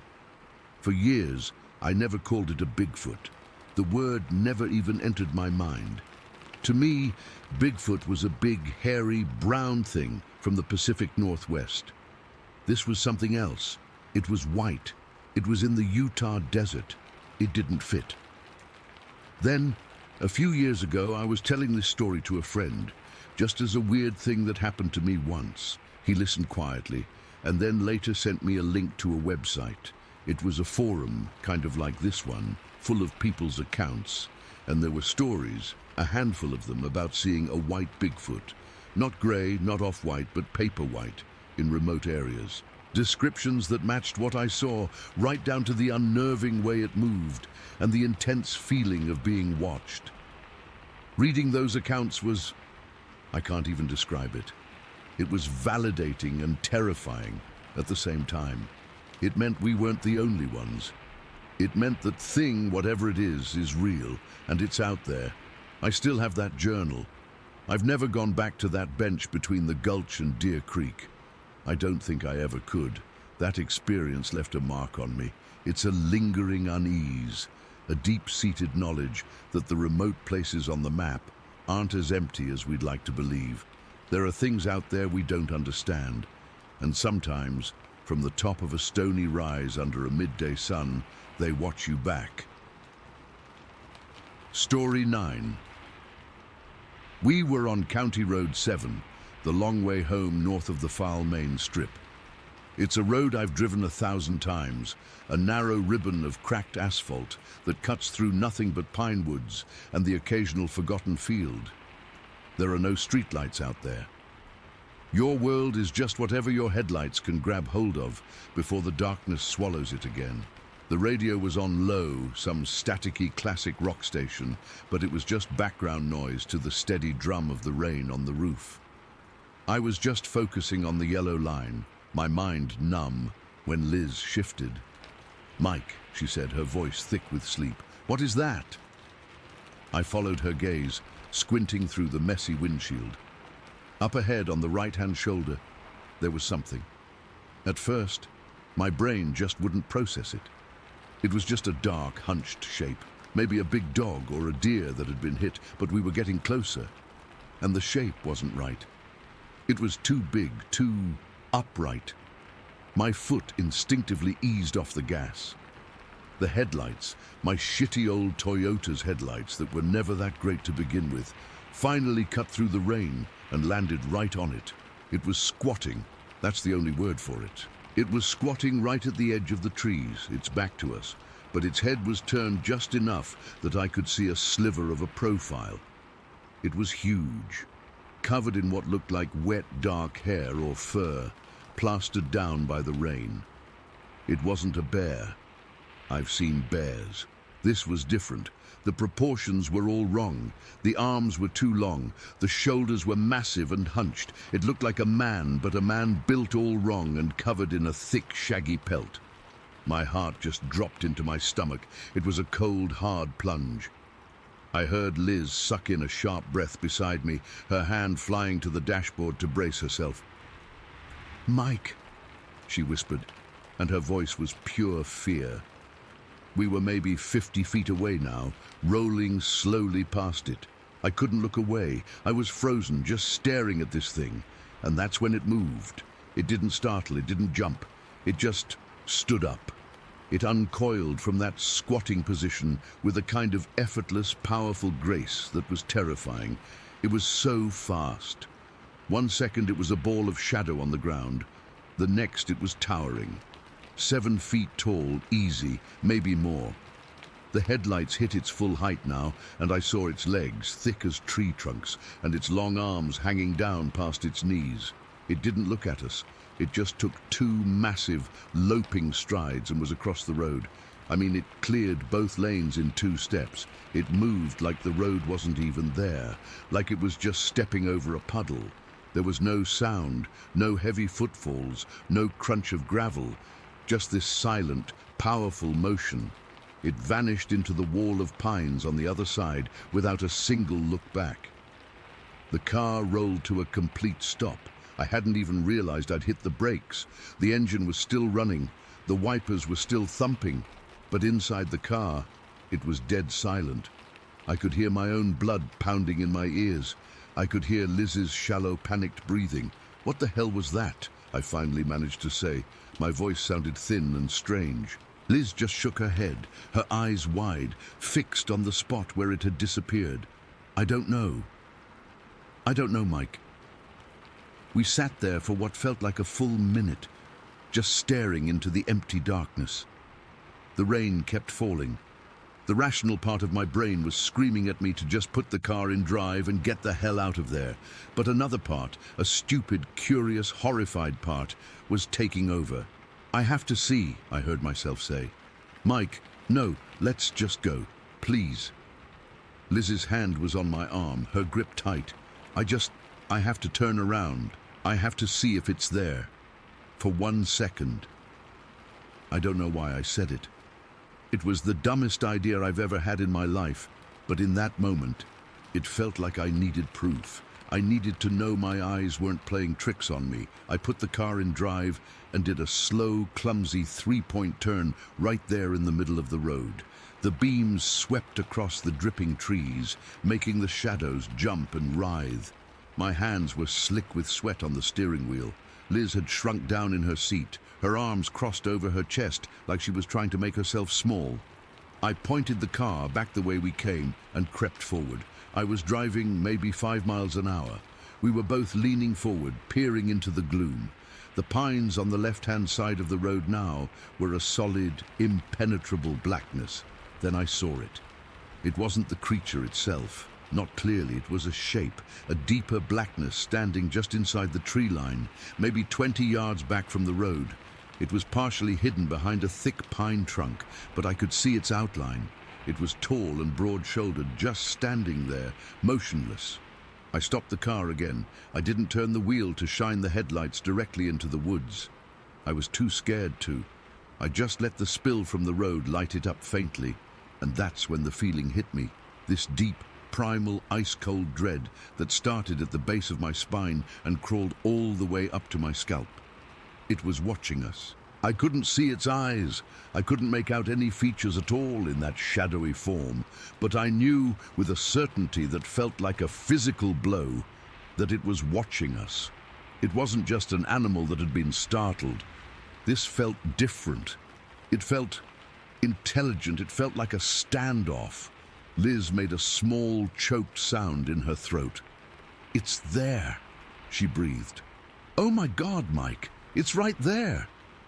My heart was hammering against my ribs so hard, it felt like it was going to break them. Every instinct I had was screaming at me to run, to get away. This wasn't curiosity anymore. This was terror. Pure, undiluted terror. I didn't say a word. I just slammed my foot down on the gas. The tires screeched on the wet pavement. The engine roared and the car shot forward. I didn't look in the rearview mirror. I couldn't. I just stared straight ahead, my knuckles white on the wheel, driving faster than I should have on that wet, winding road. The trees became a dark, continuous blur on either side. Liz was crying quietly beside me, her face buried in her hands. I reached over and grabbed her knee, squeezing it, but I couldn't offer any words of comfort. I had none. My mind was just a roaring static of fear. We didn't speak for the rest of the drive home. The only sounds were the engine, the wipers, the rain, and Liz's muffled sobs. I kept checking the rearview mirror, expecting to see some monstrous shape loping after us, keeping pace with the car, but there was only darkness. When we finally pulled into our driveway, the familiar sight of our little house with its porch light on should have been a relief. It wasn't. It felt flimsy and exposed. I killed the engine, and we just sat there in the sudden ringing silence, listening to the rain tap on the roof.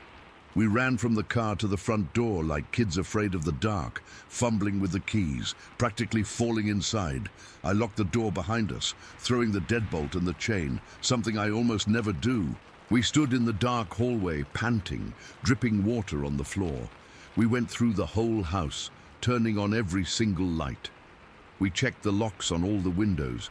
We looked out into the backyard, but it was just our soggy lawn and the fence. The woods beyond it looking darker and more menacing than they ever had before. We ended up in the kitchen, leaning against the counters. We were both shaking. I poured us 2 glasses of water with trembling hands, and we drank them without saying a word. Finally, Liz looked at me, her eyes red-rimmed and huge in her pale face. "What was it, Mike?" I just shook my head. I had no answer. All the local stories, the jokes about the fall monster, the silly Bigfoot rumors we'd laughed about for years, they weren't funny anymore. They felt real. They felt like a warning we'd been too stupid to take seriously. "It was tall," I said, my voice rough. "Had to be 7 feet, and it was covered in hair, dark, wet hair." Liz nodded slowly. "It stood up so fast, and it moved. It didn't run, it just went." We tried to rationalize it for a little while. A bear in a weird position, a person in a ghillie suit. But we both knew deep down that it was none of those things. The way it moved, the sheer size of it, the way it felt like it was looking right through us from the woods. That wasn't a bear. That wasn't a person. We eventually went to bed, but we didn't sleep. We just lay there in the dark, listening to every little creak and groan the house made, holding on to each other. Every time I closed my eyes, I saw it. That hunched silhouette in the rain, the way it uncoiled to its full, impossible height, that shadowy outline standing perfectly still, watching us from the trees. The next day, in the bright, ordinary daylight, it felt like a bad dream. But it wasn't. We both knew it wasn't. Something had been out there on County Road 7, something that shouldn't exist, and the worst part, the part that still gives me chills when I think about it, was the feeling. That cold, certain knowledge that it wasn't just some mindless animal we'd surprised. It was aware of us. It saw us. And for a few terrifying seconds, in the glow of my headlights and the pouring rain, we saw it too. We haven't talked about it much since. What is there to say? But I know we both think about it every time we drive home after dark. Every time the woods get a little too dark. Every time the rain starts to fall. It's just there.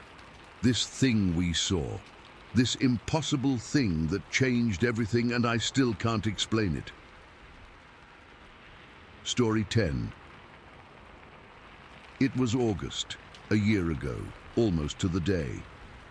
I remember because the air had that sticky, late summer feel to it, where the days are still long, but you can smell the change coming, a little bit of cold hiding in the shadows under the trees. I was 13. We were at my dad's hunting cabin in Pennsylvania, way out in the sticks. No cell service, no neighbors for miles, just this little wooden box nestled in a clearing, surrounded by nothing but endless woods. That night, I was on the porch. It was my favorite spot. My dad had strung up a single sad-looking bulb that gave off this weak yellow light, barely enough to read by, but I loved it. I was deep into some fantasy book, the kind with dragons and knights, and the real world had completely melted away. The only sounds were the usual night chorus, crickets, the occasional hoot of an owl, the leaves rustling in a soft breeze. It was peaceful, the kind of peace that makes you feel safe, you know? Like you're in a little bubble where nothing bad can get to you. The first thing that broke the spell was a crunch. It wasn't a small sound. It wasn't a deer stepping on a twig. This was a heavy, deliberate crunch, like someone or something had put its full weight on a thick branch and snapped it in two. The sound came from the tree line, maybe 30 feet straight out from the porch steps. I froze, my finger stuck on the page I was about to turn. My heart, which had been ticking along quietly, suddenly started thumping hard against my ribs. I held my breath, listening so hard my ears started to ring with the silence. Then I heard the footsteps. They were slow, heavy, crunch, crush, crunch, not the light skittering steps of a raccoon or a possum. This was a big animal, a bear. It had to be a bear. We'd seen their scat around the property before. My dad had told me what to do if I ever saw one. Make yourself big, make noise, back away slowly. But I was sitting down, and my voice felt like it was glued to the back of my throat.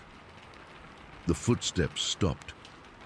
I could feel something out there, just beyond the ring of darkness, just standing there. I could feel it looking at me. It's a feeling you don't understand until you've felt it. It's a pressure, a weight on your skin. The hair on my arm stood up. My book was forgotten in my lap. Every part of me was screaming to run inside, to slam the door. But I was paralyzed. I had to see. I had to know what it was. My hand, trembling, fumbled for the switch for the porch light. It was an old rotary switch, the kind you twist. It made a loud click that sounded like a gunshot in the quiet. The weak yellow light didn't reach far, maybe 10 feet past the steps, before it dissolved into gloom. But it was enough. At first, I saw only the bushes at the edge of the clearing. They were shaking. Then I saw a shape, a darker patch of shadow within the shadow, crouched down low. My brain, trying to make sense of it, latched onto bear. It's a bear. It's just a black bear foraging. But the shape was wrong. It was hunched, but its arms, they were too long. They hung down, and its hands, or what I thought were hands, were resting on the ground in front of it. A bear's front legs don't look like that. They're stumpy. These were long with a bend at what should have been an elbow, and it had no snout. That's the detail that really got stuck in my head. A bear's face is all muzzle. This thing, its face was flat. It was just a dark, featureless patch under all that fur. I was still sitting there, my brain short-circuiting, trying to reconcile what I was seeing with what I knew was possible.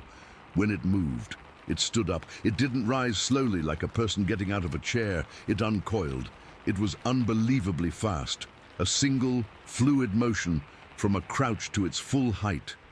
And its full height was terrifying. It was huge. 6.5, 7 feet tall, easy. It was built like a powerlifter, with massively wide shoulders that seemed to block out the trees behind it. Its head was large and sort of blocky, sitting right on its shoulders with no real neck to speak of. It was covered from head to toe in a coat of shaggy, matted, dark, brownish-black fur. It wasn't clean fur like a dog's. It was tangled, with leaves and bits of twig caught in it, like it had been pushing its way through thick brush for miles.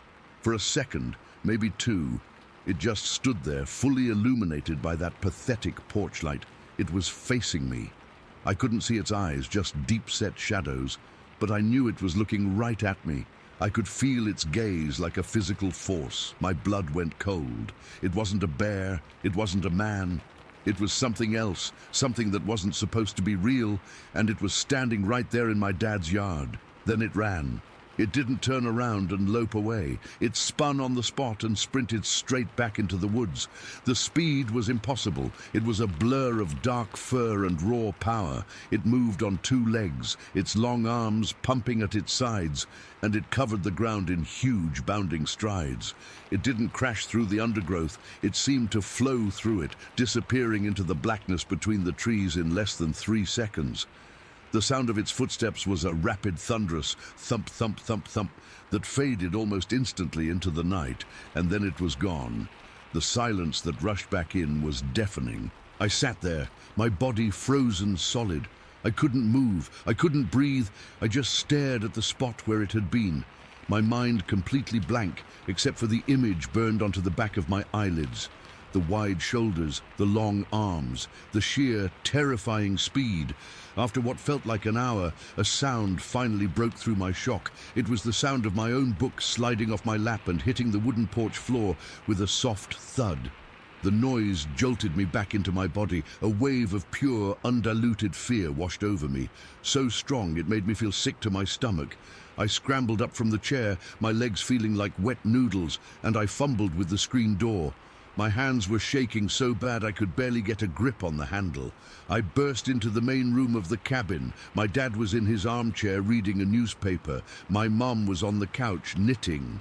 "There's something outside," I gasped, my voice coming out as a high-pitched squeak. My dad lowered his paper. "Probably a deer, kiddo. They get bold around here at night." "No, it wasn't a deer. It was big. It stood up." My mum put her knitting down, a look of mild concern on her face. "Stood up? What do you mean, honey? A bear?"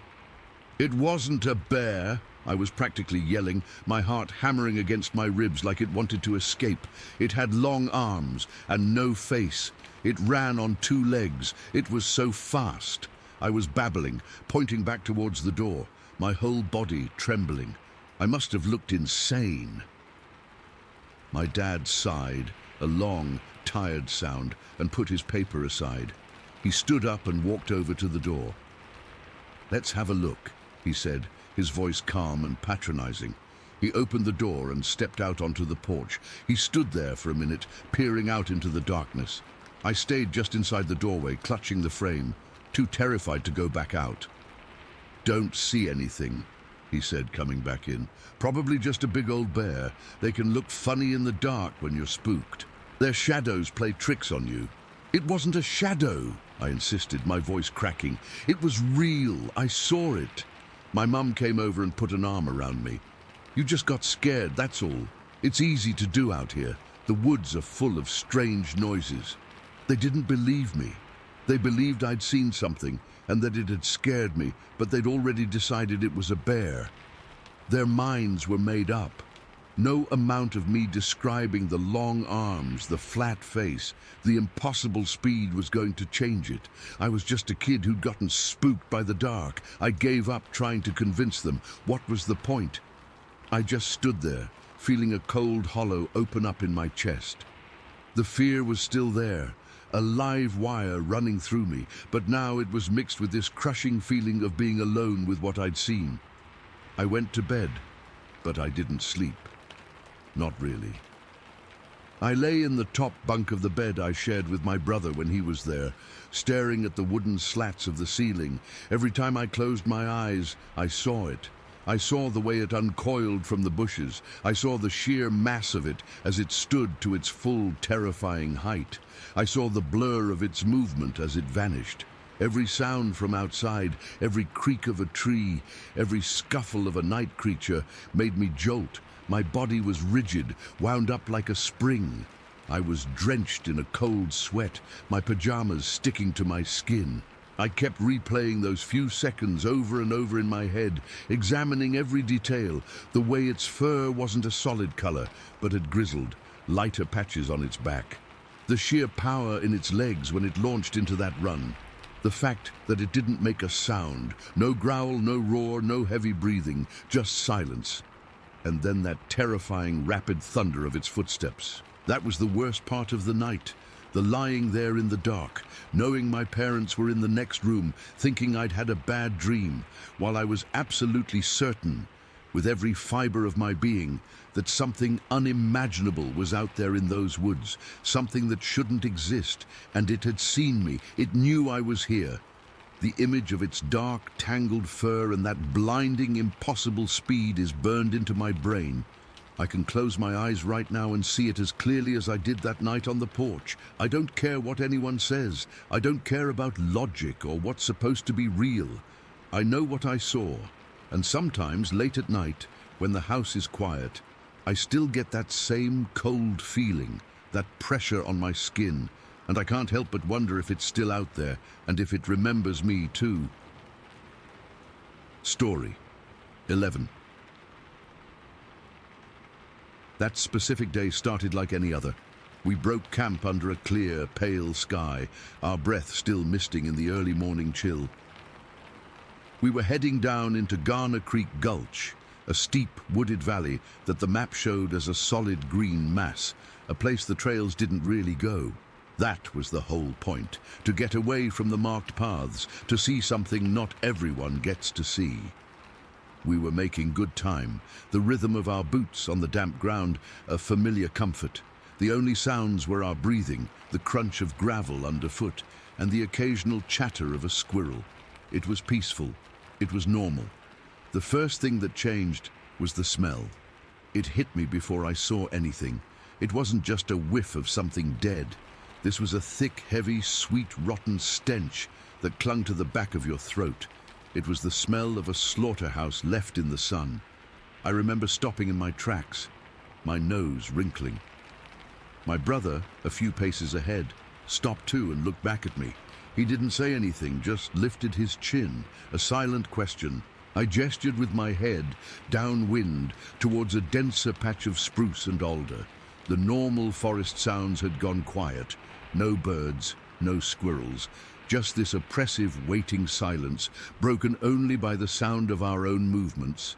We pushed through a wall of scratchy branches, the smell getting stronger with every step, and then we saw it. It was an elk. A big bull, or what was left of one. It was lying in a small, muddy clearing, and the sight of it made my stomach clench. It wasn't just dead, it was arranged. Its legs were all wrong. All four of them were snapped clean, like someone had taken giant branches and just broken them over their knee. The bones weren't shattered. They were broken at sharp, unnatural angles. Its neck was twisted completely around, the head facing backwards, the eyes gone, just dark, hollow sockets. The gut was torn open, and the smell was coming from there, a cavern of putrid meat and spilled organs. But the weirdest part, the part that really got to me, was that most of the meat was still there. This wasn't a bear kill. A bear would have gorged itself, dragged parts away, buried the rest. This wasn't wolves. Wolves would have torn it to shreds, left a mess of blood and fur and bone fragments. This was different. This looked like something had just killed it with overwhelming, brutal force, and then just left it. Like it was a message. Or maybe just a snack for later. My brother took a step closer, his face pale. "What the hell did this?" he whispered. His voice was tight, strained. I didn't have an answer. I felt a cold knot forming in my gut. My eyes scanned the ground around the carcass, and that's when I saw the first one, a footprint. It was pressed deep into a patch of dried mud near the edge of the clearing. It was massive. I mean, unbelievably huge. I walked over, my heart starting to thump a little harder against my ribs. I knelt down, my knees pressing into the cold, damp earth. It was nearly 2 feet long. The shape was human-like. You could see the outline of a heel, a ball, 5 toes, but the proportions were all wrong. It was too wide, splayed out. The toes were long, almost finger-like. And the depth, Jesus, the depth of it. It was sunk a good 6 or 7 inches into ground that was only slightly soft. Whatever made this, it was heavy, impossibly heavy. I looked up at my brother, and he was already staring at another one a few feet away. We didn't speak. We just started looking, our heads on a swivel, our movements becoming slow and deliberate, and the more we looked, the more we saw. They were everywhere, dozens of them. A whole pattern of these gigantic footprints leading to and from the dead elk. And they were in sets. 2 distinct sets of tracks moving together. One set was slightly larger than the other. They moved around the elk in what looked like a coordinated pattern. One set of prints was right by the broken legs, deep and pressed down, like something had braced itself there. The other set was near the twisted neck. That's when the terror really started to set in. It wasn't a sudden jump scare kind of fear. It was a slow, cold, creeping dread that started in my feet and worked its way up my spine, freezing me from the inside out. This wasn't an animal that had stumbled upon a dead elk. These things had hunted it. They had worked together. They had used sheer physical power to break its legs so it couldn't run, to twist its neck to kill it. The intelligence of it, the coordinated effort, was what made my blood run cold. This wasn't a dumb beast. This was something else. I stood up, my legs feeling weak. The silence in the gulch was no longer peaceful. It was heavy, menacing. It felt like the forest itself was holding its breath. Every little sound, the rustle of a leaf, the creak of a tree, felt amplified, intentional. I kept scanning the tree line, the dark spaces between the spruce trunks. My eyes played tricks on me. I'd see a shadow move, a shape that wasn't quite right, and my heart would leap into my throat. But it was always just a stump, a fallen log, a trick of the light. My brother finally broke the silence, his voice low and urgent. "We need to get a picture of this." I just nodded, my throat too dry to speak. I fumbled with my camera, a cheap digital point and shoot I had in my jacket pocket. My hands were shaking so badly I could barely press the power button. The electronic whir of it turning on sounded obscenely loud in the quiet. I knelt down again, positioning the camera over one of the clearest prints. The LCD screen was small and blurry in the dappled light. I tried to hold my breath to steady my hands. Click, the flash went off. A blinding burst of light that felt like it was announcing our presence to the entire valley.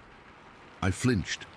I took a few more, moving to different prints, trying to get ones that showed the scale.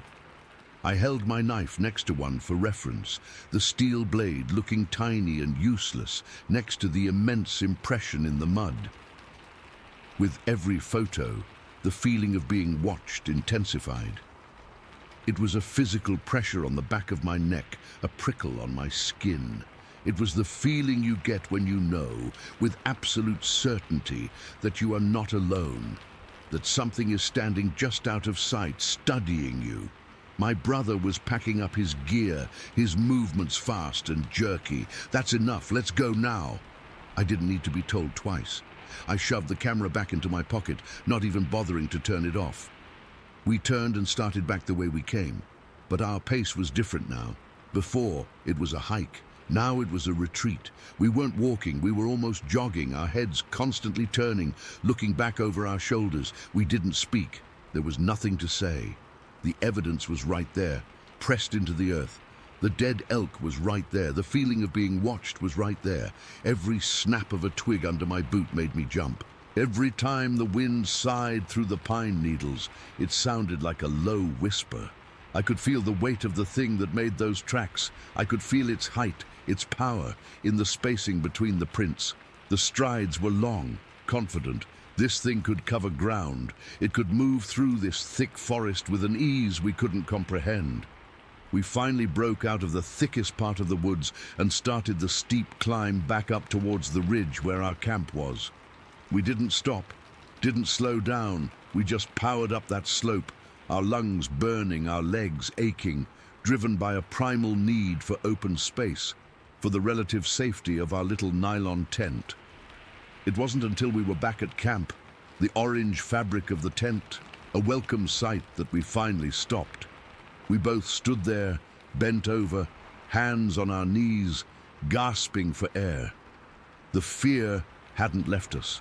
It had just followed us up the mountain.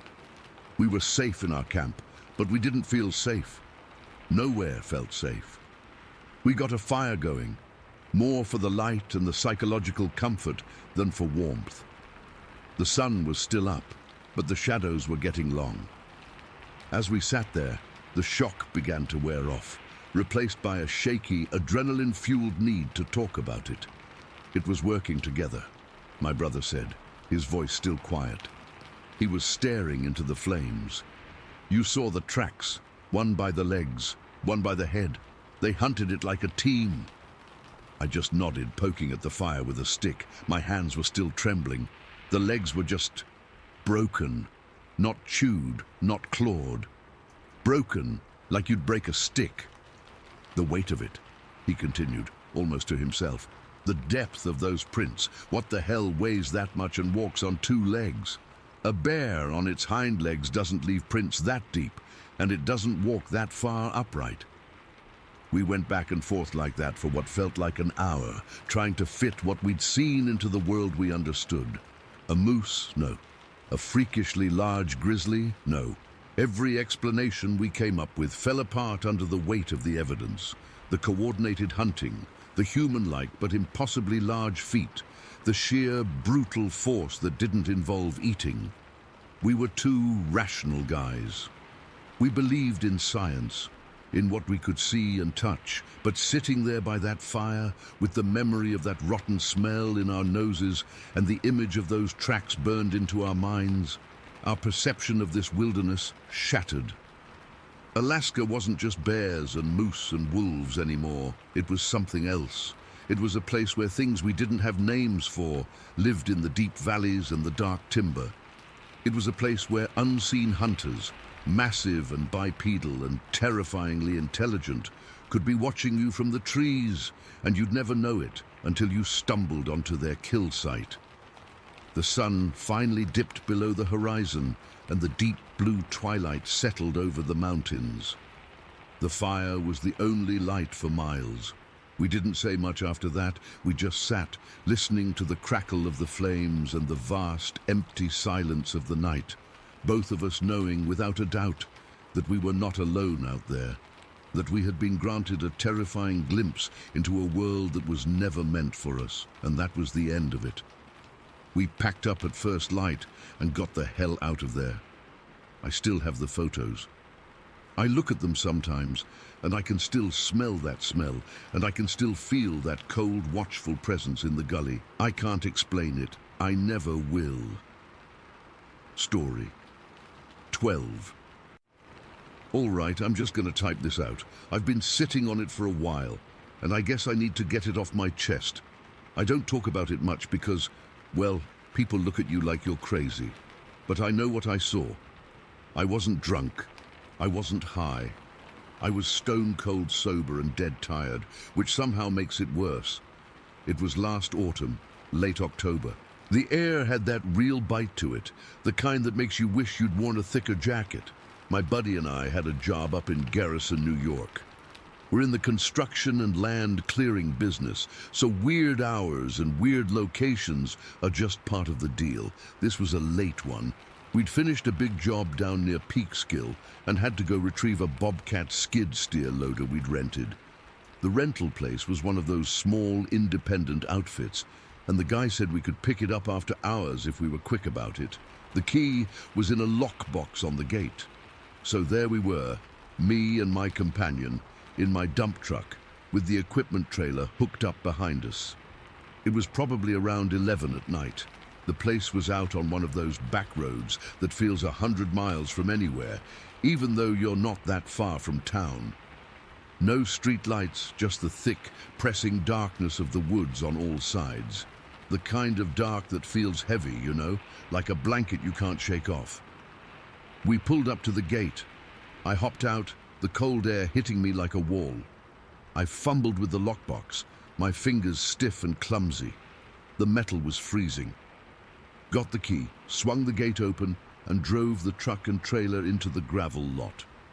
The Bobcat was sitting there off to the side, a little yellow beast waiting for us. The plan was simple. Load it up, chain it down, and get out. Should have taken 20 minutes tops. I backed the trailer up to it. My companion got out to help guide me.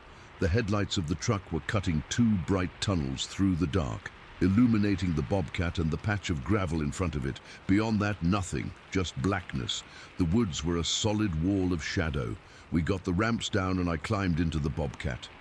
The engine coughed to life, a loud diesel grumble that shattered the quiet. It felt good to have some noise, to fill up the silence. I drove it up onto the trailer. The metal ramps groaned under the weight.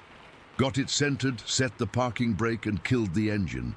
The sudden quiet was intense. It felt heavier than before, now that the engine noise was gone. That's when I first noticed the smell. It wasn't overwhelming, but it was there. A sharp, musky odor, like a skunk, but different, more pungent, more animal. I've smelled plenty of skunks. This was ranker, thicker. It hung in the damp air. I remember wrinkling my nose and thinking, great, a skunk sprayed nearby, just what we need. My companion was on the far side of the trailer, so I called out, "You smell that?" "Yeah," he called back, his voice sounding small in the vast quiet. Skunk. I nodded to myself and got to work. We had to chain this thing down tight. I started on my side, looping the heavy chains through the bobcat's tie-down points and ratcheting them tight. The metal clinked and rattled, a reassuringly normal sound. I was focused on my work, my head down, my breath making little plumes in the headlight beams. I got my side secured and figured I'd cross in front of the truck to help my companion with his side. I walked around the front of the dump truck. The grill was still warm, radiating a little heat into the chill. I took maybe 3 steps past the headlights into the darker area between the 2 pools of light. I was just about to head towards the trailer when I happened to look up, down the road we'd come in on. And I stopped dead. About 75, maybe 100 feet down the road, just at the very edge of where the headlights faded into nothing, was a pair of eyes. They were red, not like the reflective glow of a deer or a raccoon. These were a solid, deep, burning red, like 2 hot coals, and they were high up. I'm 6 feet tall, and these things were looking down at me. They had to be over 6 feet off the ground, easy. My brain just froze. It didn't compute. The first stupid thought that flashed through my head was, what the hell kind of deer has red eyes? But it wasn't a deer. I knew it wasn't. Deer don't stand that still. They're twitchy, always moving. This thing was a statue. It was just standing there in the middle of this dark back road, staring right at us. A cold wave washed over me, starting at the back of my neck and running all the way down my spine. It was a pure primal feeling, the kind of fear you don't get from thinking about your mortgage or a work problem. This was the fear your ancestors felt around a campfire, the fear of something in the dark that wants to eat you. The smell got stronger, that skunk musk smell. It was coming from down there. I didn't run, I don't know why. I just stood there, locked in place, staring back at those 2 red pinpricks in the dark. They didn't waver, they didn't blink, they just held, fixed on me. I could feel them. It's hard to explain, but it was like a pressure, a weight pushing against my chest. It was the most deliberate, intelligent stare I have ever felt. This wasn't some confused animal. It was watching us. It was assessing us. My heart was hammering against my ribs so hard I could feel it in my throat. The rational part of my brain was screaming at me to move, but my body was refusing the order. It felt like a whole minute passed, but it was probably only a few seconds. Finally, I broke. I tore my eyes away from it and practically sprinted to the other side of the trailer. My hands were shaking so bad I could barely work the chain. My companion was finishing up his side. "What's wrong with you?" he asked, noticing my panic. I couldn't get the words out right. My mouth was dry. "Eyes," I managed to choke out. I gestured vaguely down the road. Down the road, red eyes. He stopped what he was doing and peered into the darkness. "Where? I don't see anything." I risked a glance back. The spot on the road was empty. The red eyes were gone. A tiny, desperate part of me hoped I'd imagined it. Maybe it was just fatigue playing tricks on me. "They were right there," I whispered, my voice shaky. He shrugged, not too concerned. "Probably a bear. Or a wolf. They're around here." I didn't argue. I just wanted to get the hell out of there. We finished chaining down the other side in record time. My movements were jerky, frantic. I kept scanning the tree line, expecting to see those red dots again. The woods felt different now. They weren't just dark. They were hiding something. "All right, let's go," I said, my voice tighter than I meant it to be. We got back into the cab of the truck. Slamming the door shut and locking it felt like a pathetic defense, but it was something. The interior light went out, and we were sealed in. The dashboard lights cast a soft greenish glow. I turned the key, and the big diesel engine rumbled to life. The sound was comforting, but we had a problem. The road was narrow, and the trailer was long. I couldn't just back out the way we came. The gate was at a weird angle, and there were ditches on both sides. The only way out was to drive forward, down the road, past the spot where I'd seen the eyes. My stomach twisted into a knot. I put the truck in drive and let it creep forward. The headlights swept across the road, illuminating the exact spot. There was nothing there, just gravel and the dark wall of trees. I felt a small flicker of relief. Maybe it was just a bear. It saw us, got spooked, and ran off. We inched forward. I had to make a turn onto a side road about 100 yards ahead to get turned around. It was a tight three-point turn kind of situation. As we approached the intersection, I was focused on the maneuver, my hands tight on the wheel. I pulled forward, cranked the wheel hard to the left, and started to swing the truck and trailer into the side road. That's when my companion said very quietly, "Hey!" I followed his gaze. He was looking out his passenger side window into the woods. My blood ran cold. There they were, the red eyes. They were in the woods now, to our left, and they were closer, a lot closer, maybe only 30 feet away from the road. The truck cab sits up high, about 7 feet off the ground. I was looking out, and these eyes were right at my eye level. Whatever it was tall, seriously tall. It was standing just behind the first line of trees, so I couldn't make out a shape. Just darkness, and those two burning red points floating in it. They weren't moving, they were just fixed on the truck, on me. The smell hit us again, seeping in even through the closed windows, that awful, skunky animal stench. This time, there was no doubt, this was no bear, no wolf, no animal I have ever seen or heard of stands that still, that tall, and stares with that kind of intensity. A bear would have huffed and run, a wolf would have melted into the shadows. This thing was holding its ground. It wasn't afraid of us, not one bit. The most frightening part wasn't the height or the smell or even the eyes themselves. It was the feeling it gave me. It was a feeling of being studied, like we were insects under a magnifying glass. There was a cold intelligence behind that stare, and it felt ancient and completely alien. It was menacing, not in a "I'm going to charge you" way, but in a deeper, more patient way. Like it had all the time in the world, and we were just a temporary curiosity in its night. I didn't think. I didn't finish the turn. I just stomped on the gas. The diesel roared. The tires spun on the gravel for a second before catching, and the truck lurched forward. I didn't care about the turn anymore. I just aimed the truck down the side road, a road I didn't know, and drove. I drove like hell. I didn't look in the rear-view mirror. I couldn't. I was too terrified of what I might see following us. We bounced and jostled down that dark, narrow road for what felt like an eternity before it eventually connected to a slightly bigger road and then to the main highway. Neither of us said a word. The cab was silent except for the rumble of the engine and the sound of my own heart pounding in my ears. When we finally hit the bright lights of the highway, I felt like I could breathe again. My hands were still glued to the wheel, my knuckles white. After a few minutes, my companion finally spoke. "What the hell was that?" I just shook my head. I didn't have an answer. He tried to rationalize it. Had to be a bear, a big one, standing on its hind legs or something. I didn't argue. I just nodded. Yeah, must have been.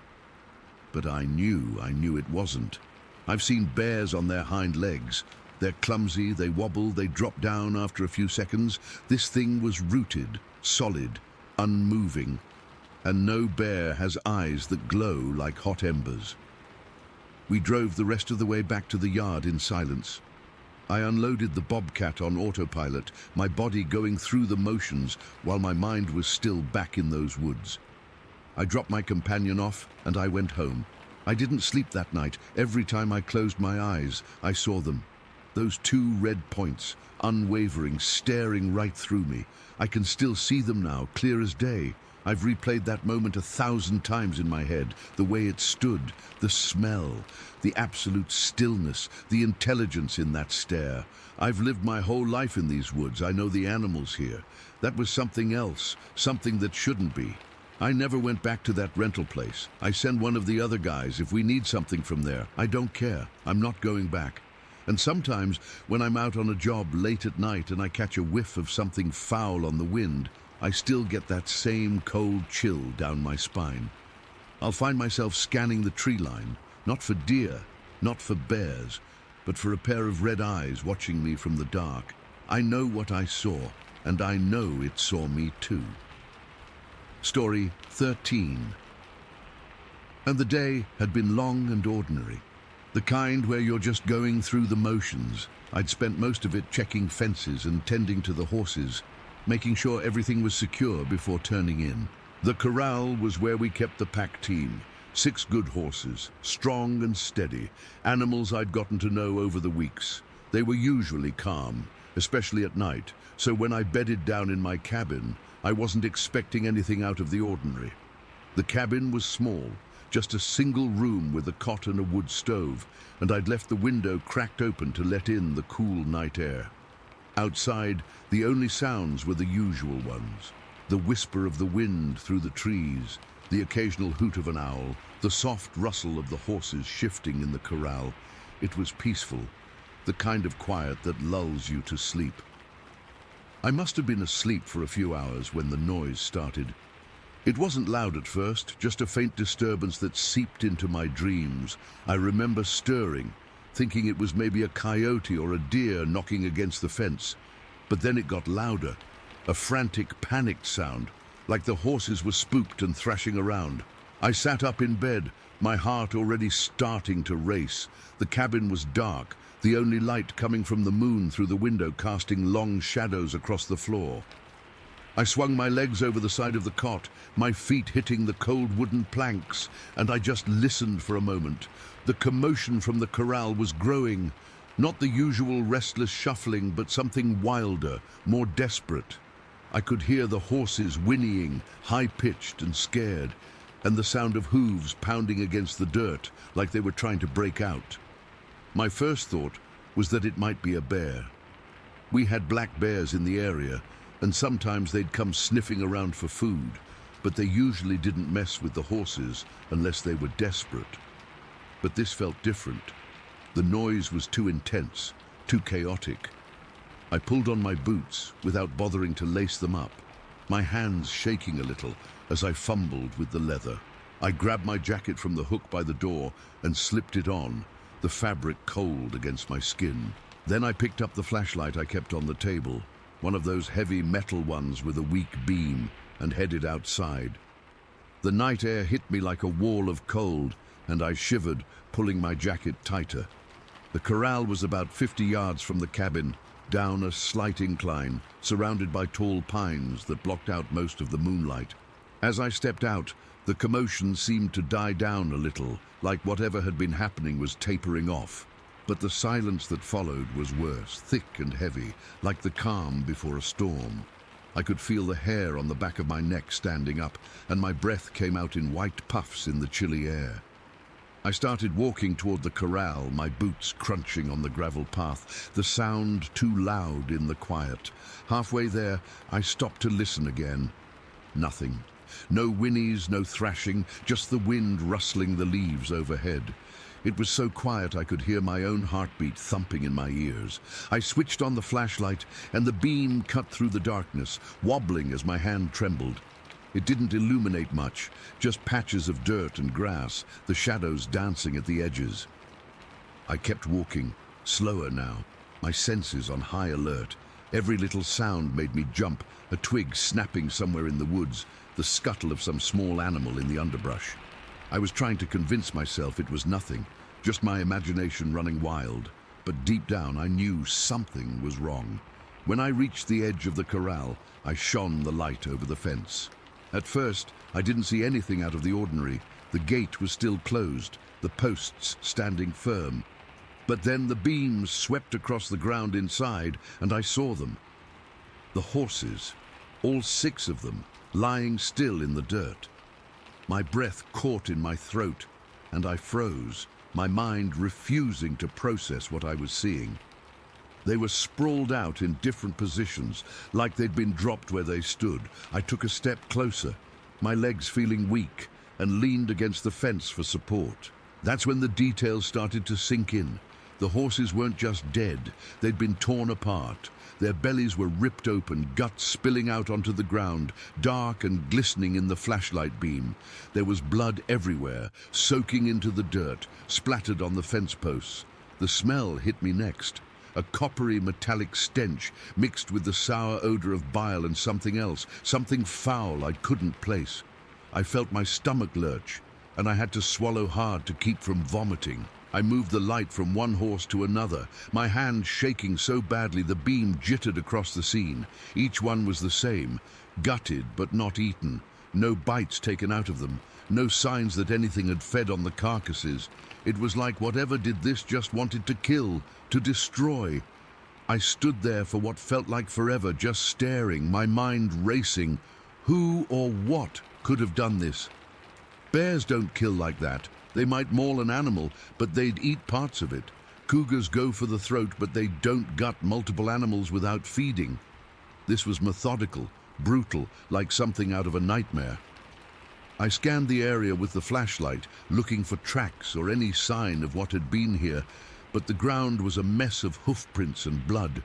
Impossible to read. The trees around the corral seemed to press in closer, their shadows looming like silent witnesses. My heart was pounding so hard I could feel it in my chest, a frantic drumbeat of fear. I started backing away from the corral, my eyes fixed on the horrible scene, half expecting something to leap out of the darkness at me. When I reached the path, I turned and ran, my boots slipping on the gravel, my breath coming in ragged gasps. I didn't stop until I was back inside the cabin, slamming the door shut and leaning against it, my whole body trembling. I fumbled for the lock, but it was just a simple latch, nothing that would keep out whatever had done that to the horses. I spent the rest of the night sitting on the edge of my cot, listening to every sound, my flashlight gripped tight in my hand. The darkness outside felt alive, menacing. Every creak of the cabin, every gust of wind made me jump. I kept replaying what I'd seen in my head, the way the horses looked, the silence after the commotion, the utter lack of reason behind it all. Why would something kill them like that and not eat them? It didn't make any sense. I thought about going for help, but the nearest phone was miles away, and I wasn't about to venture out into that night again.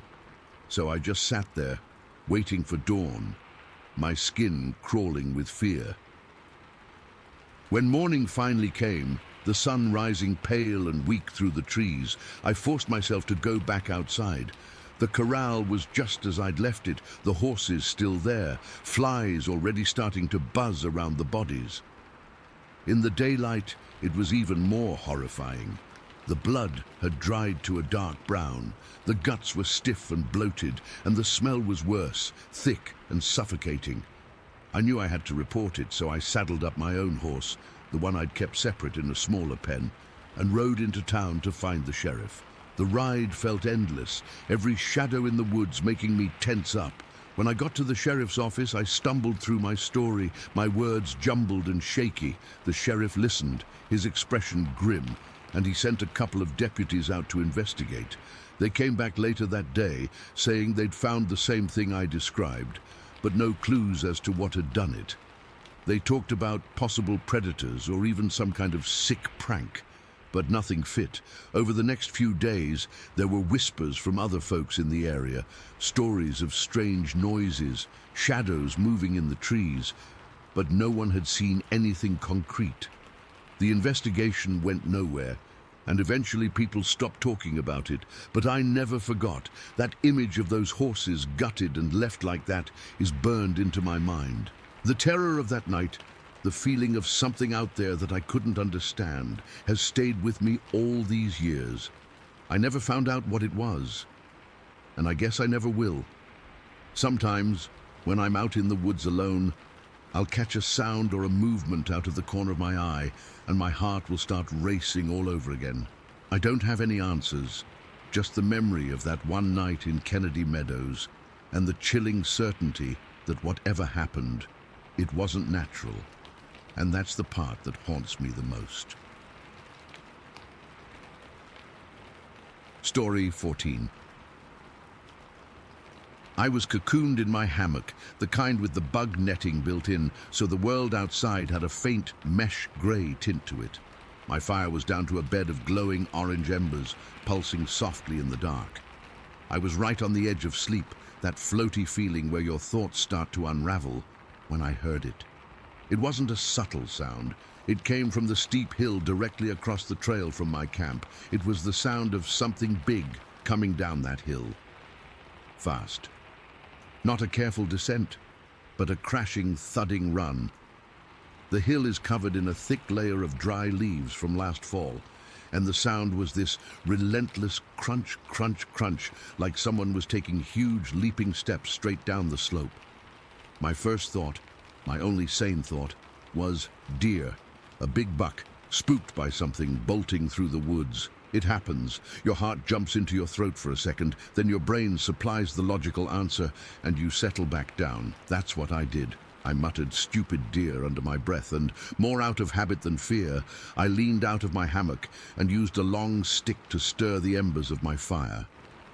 A few sparks flew up, and a little flame caught on a fresh piece of wood, throwing a weak, flickering light maybe 10 feet around me.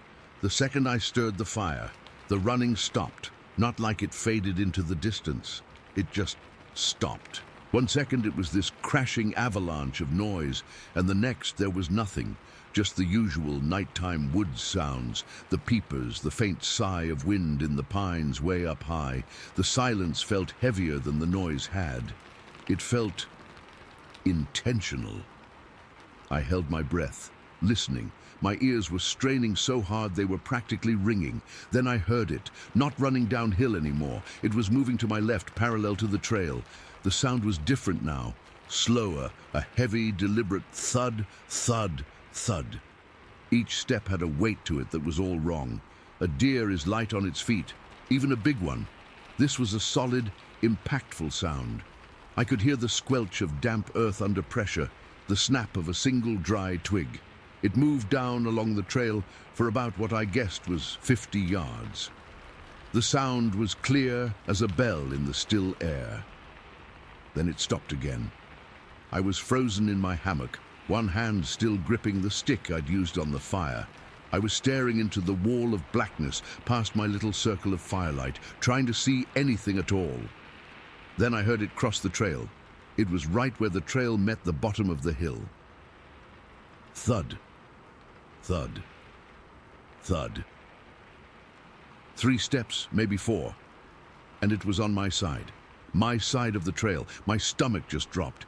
It felt like a cold stone had settled in my gut. The vegetation over there is insane, a tangled mess of mountain laurel, rhododendron and young saplings growing so close together they form a solid, impenetrable wall. I keep a good flashlight, a powerful LED one, and I fumbled for it now, my hands shaking so bad I almost dropped it. I clicked it on and pointed it toward the sound. It was useless. The beam just hit the first layer of leaves and reflected back, a blinding white disk in the fog of my own fear. I couldn't see more than a foot or two into that green darkness. It was like shining a light into a soaked wool blanket. The beam just got swallowed whole, but I could hear it. Oh God, I could hear every single step.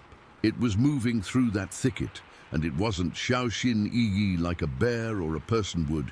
It was just plowing through. I could hear branches snapping, not little ones, but thick, wrist-sized snaps that echoed in the quiet. I could hear the thick, waxy leaves of the rhododendrons scraping and rustling violently as something pushed them aside. The sheer force of its movement was terrifying. It wasn't being quiet. It wasn't trying to hide. It was just moving. It crossed back over to the other side of the trail, the sound of its steps changing as it hit the open ground of the path, a harder, flatter sound, before disappearing back into the woods on the hillside.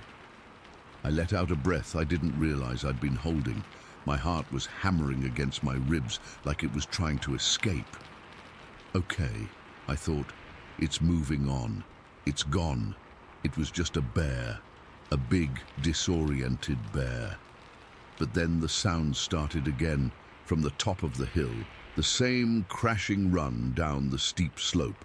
It was following the exact same path. My blood went cold. This wasn't an animal moving from point A to point B. This was a pattern. It ran down the hill. It stopped the second it hit the bottom. It moved to its left, my right, parallel to the trail for about 50 yards. It stopped. It crossed the trail onto my side. I heard it bulldoze through the impossible thickness of the undergrowth for about 50 yards. It stopped, it crossed back over the trail, it moved back up the hill, and then it did it all over again. The first hour, I was just scared. The second hour, the fear had curdled into a deep, primal dread. This thing, whatever it was pacing. It was making a rectangle, a loop, and my camp was right in the middle of one of the long sides. It passed by me, hidden in that damn thicket, every single time. I was a fixed point in its bizarre, relentless ritual. I spent those hours in a state of suspended animation. I couldn't move, I couldn't sleep. I just lay in that hammock, curled on my side, my eyes wide open, listening. The fire died completely, leaving me in utter blackness. The air got colder, and I started to shiver, but I was too scared to get out and get my jacket from my pack. What if the noise of my zipper was the thing that made it stop its pattern? What if it decided to investigate the new sound, so I just lay there and shook from cold and from fear? The physical sensations are burned into my memory. The way the nylon of the hammock felt clammy against my cheek, the metallic taste of adrenaline in my mouth, the ache in my jaw from clenching it shut for hours on end. Every time it passed on my side of the trail, I could feel the vibrations of its steps through the ground. A faint, rhythmic tremor that traveled up the trees my hammock was tied to and into my bones. I tried to rationalize it. A dog? No dog is that big, that heavy. A moose? They don't live in Tennessee. A person? No person could move through that rhododendron hell without swearing, without a light, without making a sound other than those crushing footsteps, and no person would do that for hours in the middle of the night. The weight of its steps was the worst part. It was a sound that had mass.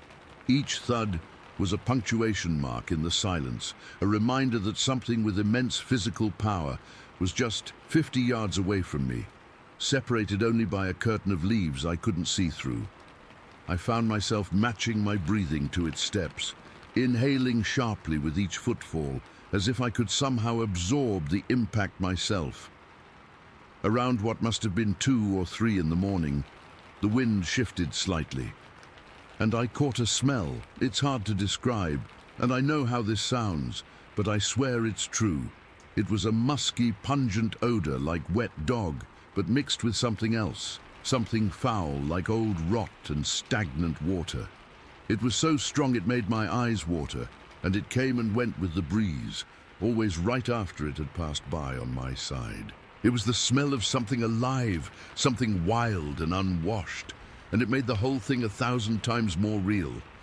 This wasn't just a sound, it was a physical creature with a scent, and it was so close I could smell it. The night stretched on, an endless torture of listening. The loop never varied. Down the hill, pause, left, pause, cross, crush through my side thicket, pause, cross back, back up the hill, repeat.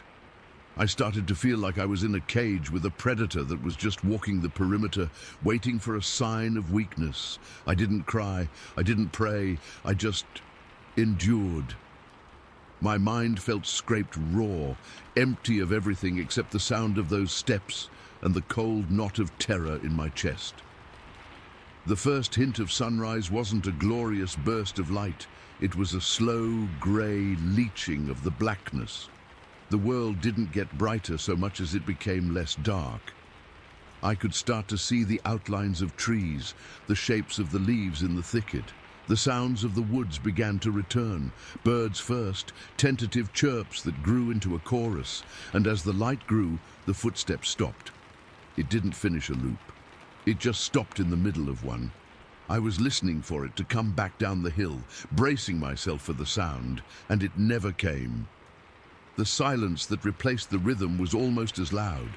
I stayed in my hammock for what felt like another hour, just listening, waiting, my body screaming at me to move. Finally, when the sun was fully up, casting long, weak shadows, I unzipped my hammock with trembling hands. My legs were stiff and shaky when I stood.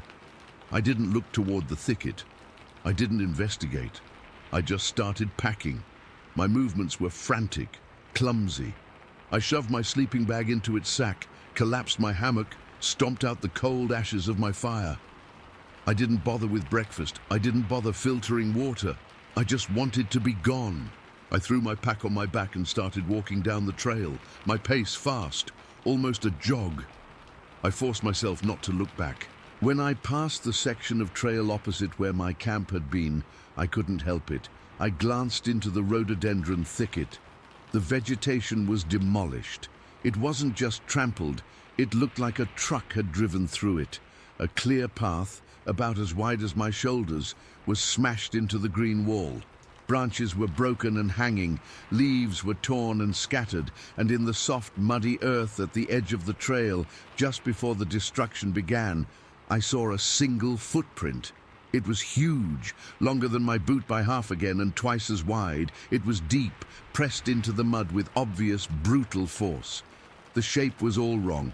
It wasn't a bear track. It was vaguely human-like, but the proportions were off, and I couldn't make out clear toes. I didn't stop to take a picture. I didn't even slow down. I just looked at it for one heart-stopping second, and then I turned and practically ran down that trail. I got to my car, threw my gear in the back and drove. I told a couple of people about it later. My brother, a guy I work with. They brushed it off. Weird bear, they said. Probably a moose that wandered down from somewhere. They smiled and changed the subject, but I knew. I started reading things online, stories from other people in these mountains, and I found accounts that were almost identical to mine. The pacing, the heavy steps, the smell, the demolished brush. They all used the same word for it that had been screaming in the back of my head all those hours. I don't go camping alone anymore. I still go out sometimes with a big group, but I never sleep well. Every crack of a branch, every rustle in the leaves, my whole body goes rigid because I know what's out there. I don't know what it was, not really, but I know it wasn't a bear. I know it was big and powerful, and it knew I was there. It spent the whole night letting me know it was there, and the worst part, the part that still wakes me up sometimes, is that I never saw it. I only heard it and smelled it and felt its footsteps in the ground. I was trapped in the dark with a presence, and to this day, that presence has no face. Story 15. I grew up in burnt hickory estates, right off Highway 61 in Georgia. Our house was at the very edge of the neighborhood, and our backyard wasn't really a yard. It was just a strip of grass that dropped off into what felt like an endless ocean of trees over 125 acres of dense, tangled woods stretched out behind our property. To me and my friends, it was our whole world. We spent every summer and most after-school hours exploring those woods. We knew them like the backs of our hands, or at least we thought we did. Even as kids, we knew there was something different about those woods. It wasn't just the normal creepy feeling you get in a deep forest. We found things, trees bent over into perfect arches, way too low and deliberate to be natural. We're not talking saplings here. These were thick, mature pines and oaks, bent parallel to the ground as if some incredible force had just pushed them down and held them there. We'd follow game trails and suddenly come across a clearing with a dozen trees all bent the same way, forming a weird silent gateway. We never saw anyone out there doing it. No machinery, no tire tracks, nothing. It was just like that. And then there was the hole. God, the hole. We found it one autumn afternoon way off the main trails we usually stuck to. It was a massive, sheer-sided pit, at least 15 feet across. It didn't look like a sinkhole. The edges were too sharp, too vertical. It looked dug out. But by what? It was deep, too. We'd throw rocks in and never hear them hit bottom, just a series of faint, echoing clicks as they bounced off the walls further down. The air around it was always colder, and it had a smell, a damp, earthy, almost metallic scent that stuck in the back of your throat. We called it the hole and gave it a wide berth. It felt wrong. It felt like a place you weren't supposed to be. Years went by. We got older, and the endless days in the woods became less frequent. Life moved on. My family decided to clear a section of the land to build a horse pasture and a barn. It was a big project. They took down a couple of acres of trees right behind the house, creating this open, sunny space that felt alien after a lifetime of looking into a dark wall of green. The new barn was a beautiful, sturdy building, and we got 2 horses, a big, gentle quarter horse named Duke, and a skittier paint horse we called Jasper. The day it happened was a Tuesday in late July. I remember because the air was so thick with humidity you could almost drink it. The cicadas were screaming, one of those constant buzzing noises that just gets inside your head after a while. I was 17. My job that summer was to take care of the horses, which mostly meant feeding them, mucking out the stalls, and just generally making sure they were okay. That afternoon, around 4 o'clock, I was out in the pasture. The sun was still high and brutal, and the smell of cut grass and hot pine was heavy in the air. Duke and Jasper were over by the fence line, lazily swatting flies with their tails. I was just doing my thing, not really thinking about anything, just enjoying the mindless work. I remember the feel of the dry, dusty earth under my boots, and the way my t-shirt was already sticking to my back with sweat. I was heading towards the barn to get a shovel when I heard it. It wasn't a loud sound, not at first. It was a sudden, sharp intake of breath from the horses, not a whinny, but that quick, alarmed snort they make when something spooks them. I turned to look at them, and I saw their heads shoot up, ears pinned back, eyes wide and showing the whites. For a second, they were completely frozen. Then, as if a starting pistol had gone off, they both wheeled around and bolted. I don't mean they trotted away nervously. I mean they ran full-blown, panic-stricken gallop, straight for the far side of the pasture, their hooves pounding the hard ground like thunder. My first thought was maybe a snake or a dog had gotten into the pasture. I scanned the tree line where they'd been looking. The cleared land ended about 50 yards from where I stood, giving way to the thick, shadowy underbrush of the untouched woods. The leaves were so dense, it was like looking into a dark green curtain, and that's when I saw it. At first, my brain refused to process it. It just didn't make sense. I saw a huge, dark shape, upright, half hidden in the brush, right at the edge of the trees. My initial stupid thought was, oh, Jasper got out and is standing over there. It was the size and the color, I guess. Jasper was a reddish auburn, and this thing had a similar dark reddish coat. It was partially obscured by a tangle of blackberry bushes and a young pine tree, but I could see its upper body and its head. But then my actual horse, Jasper, came tearing out of the barn, which was behind me. He must have run straight through it and out the other side, mane flying, sheer terror in his every movement. The sound of his hooves on the barn's concrete floor was a clattering, frantic noise that shattered the afternoon.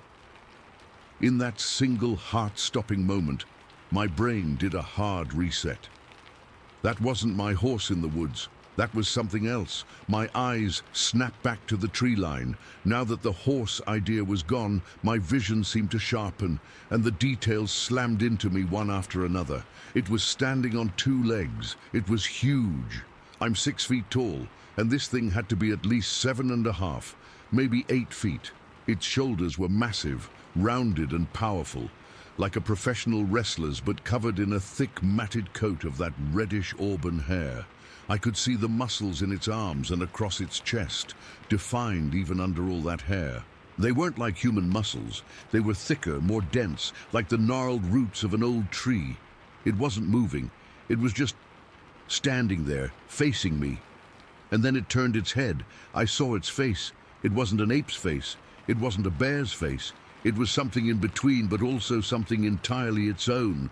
The brow was heavy, the jaw was prominent, but the eyes are what I still see when I close my own.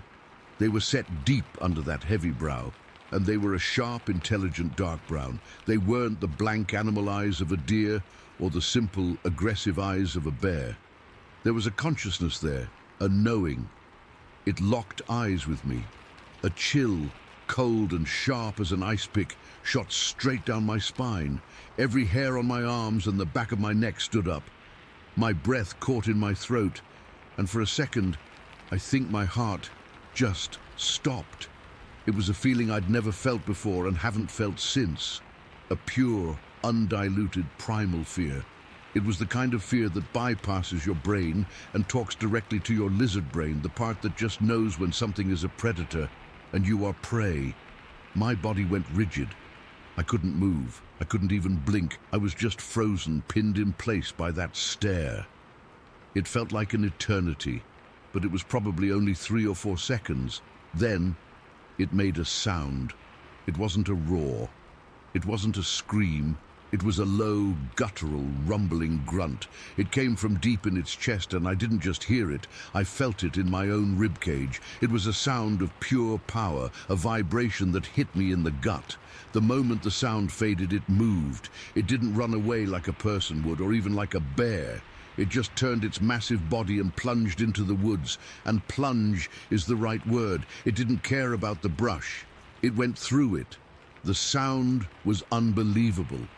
It was a crashing, snapping, tearing noise that was way too loud for anything I'd ever heard in those woods. I saw saplings, trees as thick as my forearm, just snap in half as it moved. Not like they were being pushed aside, but like they were dry twigs being stepped on. The force it must have taken to do that, it was staggering. The whole section of the forest seemed to shudder with its passage. The crashing sounds moved away from me at an incredible speed, growing fainter and fainter, until all that was left was the ringing silence. The spell was broken. My body unlocked all at once, and a wave of nausea and adrenaline hit me so hard I almost fell over.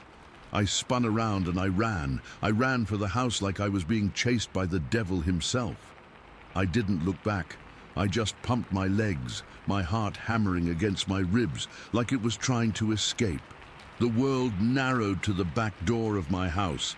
I hit the wooden steps, fumbled with the screen door, and burst into the kitchen, gasping for air.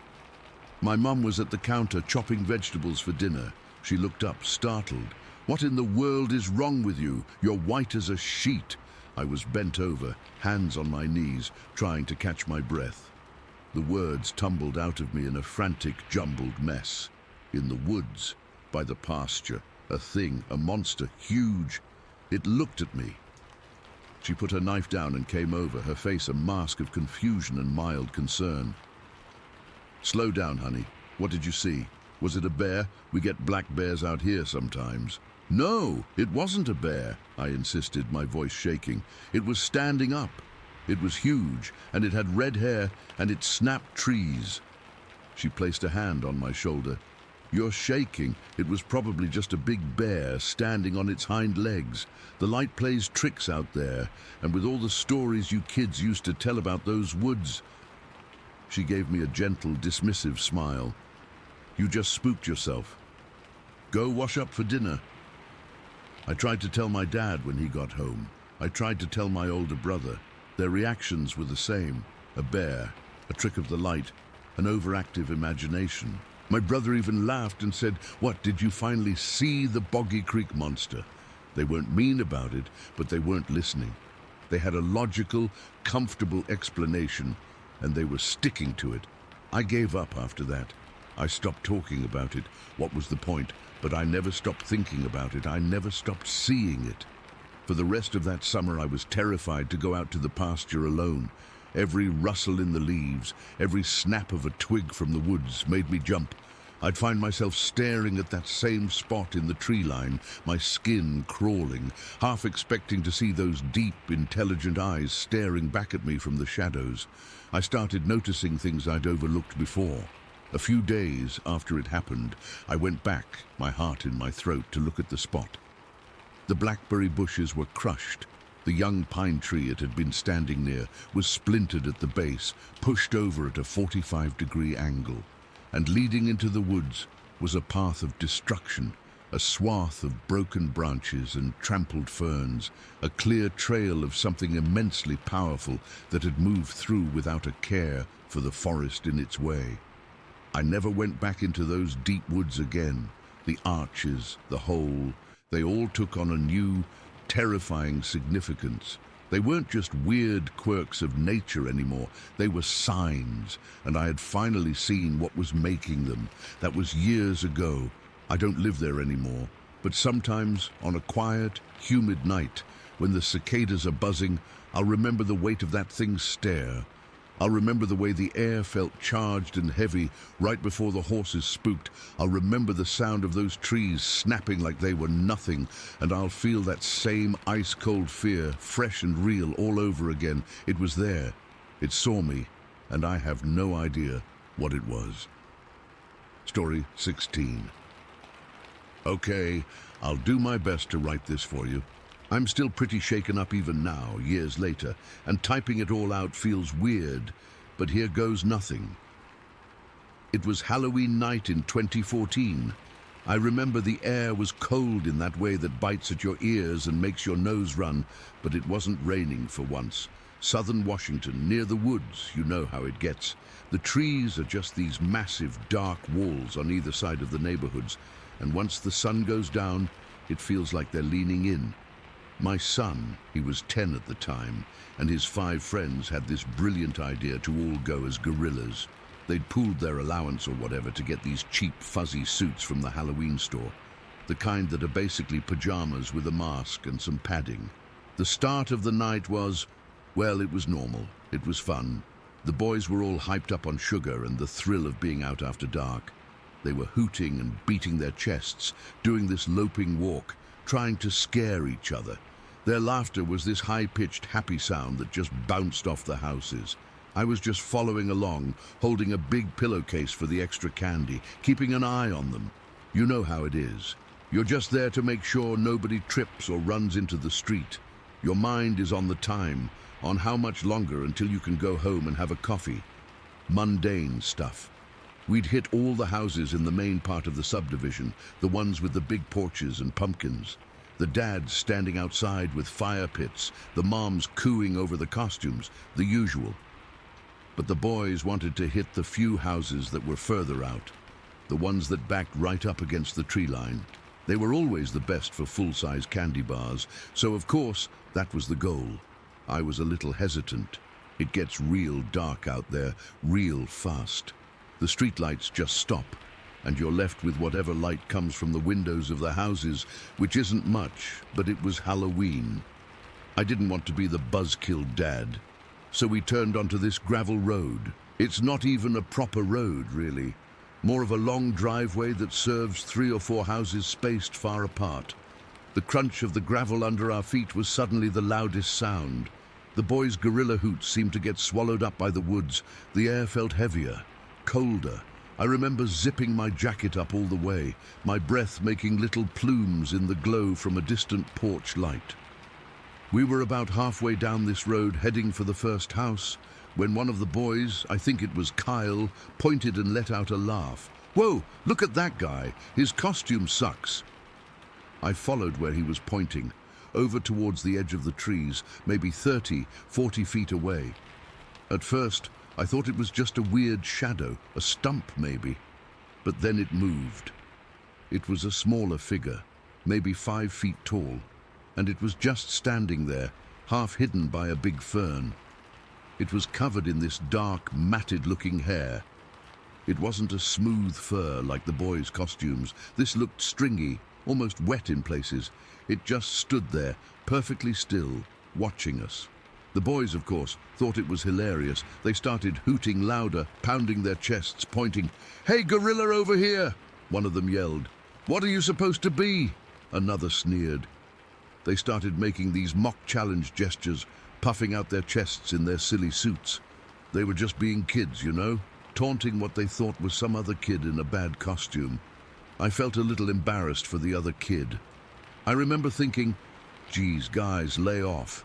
Maybe his mom made that costume. I was about to tell them to knock it off, to be nice, but the words never left my mouth, because that's when the smell hit me. It's a smell I can't ever forget. It was like a mix of rotting meat, wet dog, and something else. Something musky and foul, like a skunk, but 1,000 times worse. It was so strong it made my eyes water and my stomach clench. I actually gagged. The boys must have smelled it too, because their taunting died down for a second. They were sniffing the air, looking confused. And then, from the deep blackness of the trees right behind the small figure, something else moved. It was big. I mean, so much bigger than I could have imagined.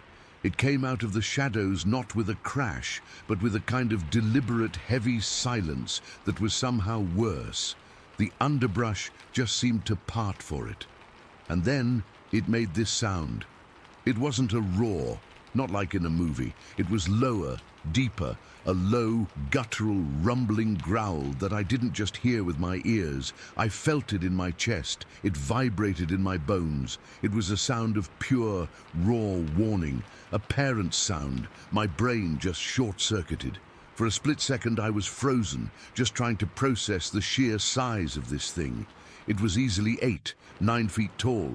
Its shoulders were massive, and its body was a solid wall of muscle, covered in the same dark, shaggy hair as the smaller one, but thicker. Its outline was enormous, blotting out the little bits of the forest behind it. It wasn't standing like a man. It was pitched forward, its arms long and powerful looking. The smaller one scurried behind its legs. The big one took a single step forward onto the gravel, and that's when the fear exploded in me. It was a physical thing, a cold jolt that shot from my head to my feet, locking my joints and then unlocking them all at once with a single, screaming command from every primal instinct I had. Run! I didn't shout run like some action hero. It was a raw, choked scream that tore out of my throat. Go now! Run! Run! The spell broke. The boys, who had been staring in stunned silence, just shattered. One of them, Tommy I think, let out a shriek that was pure, undiluted terror. Candy went flying everywhere as they dropped their bags. They didn't just run, they scrambled. It was a blind, panicked flight. One of them tripped on his gorilla feet and fell hard on the gravel. I didn't even think. I just lunged forward, grabbed him by the arm and yanked him up so hard I probably bruised him. He was sobbing, a harsh, gasping sound. We just bolted back the way we came. The sound of our pounding feet and our ragged breathing was all I could hear, mixed with that horrible low growl that seemed to follow us. I didn't look back. I couldn't. Every hair on my body was standing up. My heart was hammering against my ribs, so hard I thought it would burst. I was just focused on the boys, on herding them, on making sure none of them fell behind. I heard it then, the sound I'll probably hear in my nightmares forever. From behind us, back in the woods, there was a series of loud, sharp cracks, not like a gunshot, but like thick dead branches being snapped in half, one after another. Crack, crack, crack. It wasn't random. It felt like a display, a show of force, a way of saying, this is my space, get out. We didn't need any more encouragement. We ran until our lungs burned. The festive lights of the main neighborhood seemed like a mirage, a distant heaven we might not reach. The boys were crying, their gorilla masks askew or torn off. One of them had lost a slipper. We didn't stop. We just kept running, a chaotic, sobbing, terrified group of people in cheap ape costumes, fleeing from the real thing. We finally stumbled onto a well-lit porch, collapsing in a heap on the steps. We were all gasping, trembling uncontrollably. My hands were shaking so bad I couldn't even make a fist. One of the boys was hyperventilating. The homeowner came out, his face a mask of confusion and then concern. What happened? Are you kids okay? We couldn't speak. We just sat there, shivering in the cold, covered in sweat and grime from the gravel. The boys were clutching each other. The pillowcase of candy was gone, dropped back on the road. I looked at them, at their pale, terrified faces, and I saw that the night's fun was gone, replaced by a deep, profound shock. We walked back to my house in silence. There was no more laughing, no more hooting. The walk felt 10 miles long. Every shadow, every rustle of a leaf from a normal backyard tree made us jump. Getting inside, locking the door and deadbolting it, felt like the most important thing I had ever done. The boys were a mess. They didn't even want to take off their costumes. They just sat on my living room floor, huddled together, staring at nothing. When their parents came to pick them up, we tried to explain. It came out in jumbled, incoherent pieces. A monster. A big gorilla. It roared. The parents gave me these looks, polite concern for their kids' looks, but with that underlying suspicion, like maybe I'd let them watch a scary movie or something. I saw it in their eyes. They didn't believe us. Not really. Later, after everyone was gone, my son and I were alone. He hadn't said a word for over an hour. He was just sitting on the couch, still in his gorilla suit pants, his knees pulled up to his chest. He looked at me, his eyes red and huge in his face. "Dad," he whispered, his voice hoarse. "That wasn't a costume, was it?" I just shook my head. I couldn't lie to him. He looked down at the fuzzy fabric on his legs, and he started to cry again, quiet this time. "I'm never wearing this again," he said. "I don't ever want to look like that again." And he never did. None of them did. I talked to the other parents over the next few days, and it was the same story with all the boys. The gorilla costumes went straight into the trash. They had nightmares. They were jumpy for weeks. They didn't want to go outside when it was getting dark. For me, the fear settled into something different. It wasn't just the memory of the size, or the sound, or the smell. It was the realization of what it was doing. It was protecting the smaller one. We weren't being hunted. We were being warned off. We were a bunch of loud, obnoxious apes mocking its young, and it came out to put a stop to it. That thought is almost scarier than if it had been a monster chasing us for food. It was intelligent. It was a parent. I can't go near those woods anymore. I get a tightness in my chest just driving down a road that looks like that one. And on Halloween, I keep my kids, and any kids in the neighborhood, far away from any place that backs up to a deep forest. I see the woods differently now. They're not just trees. They're a place where things live that we don't understand, things that are strong and smart and will defend what's theirs. I don't tell people about it much. They either think you're crazy or they get this gleam in their eye like you've seen a celebrity. But it wasn't like that.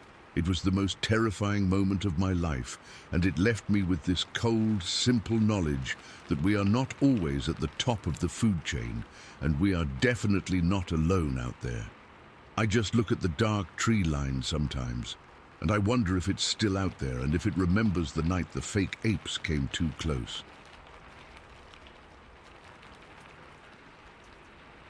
Story 17.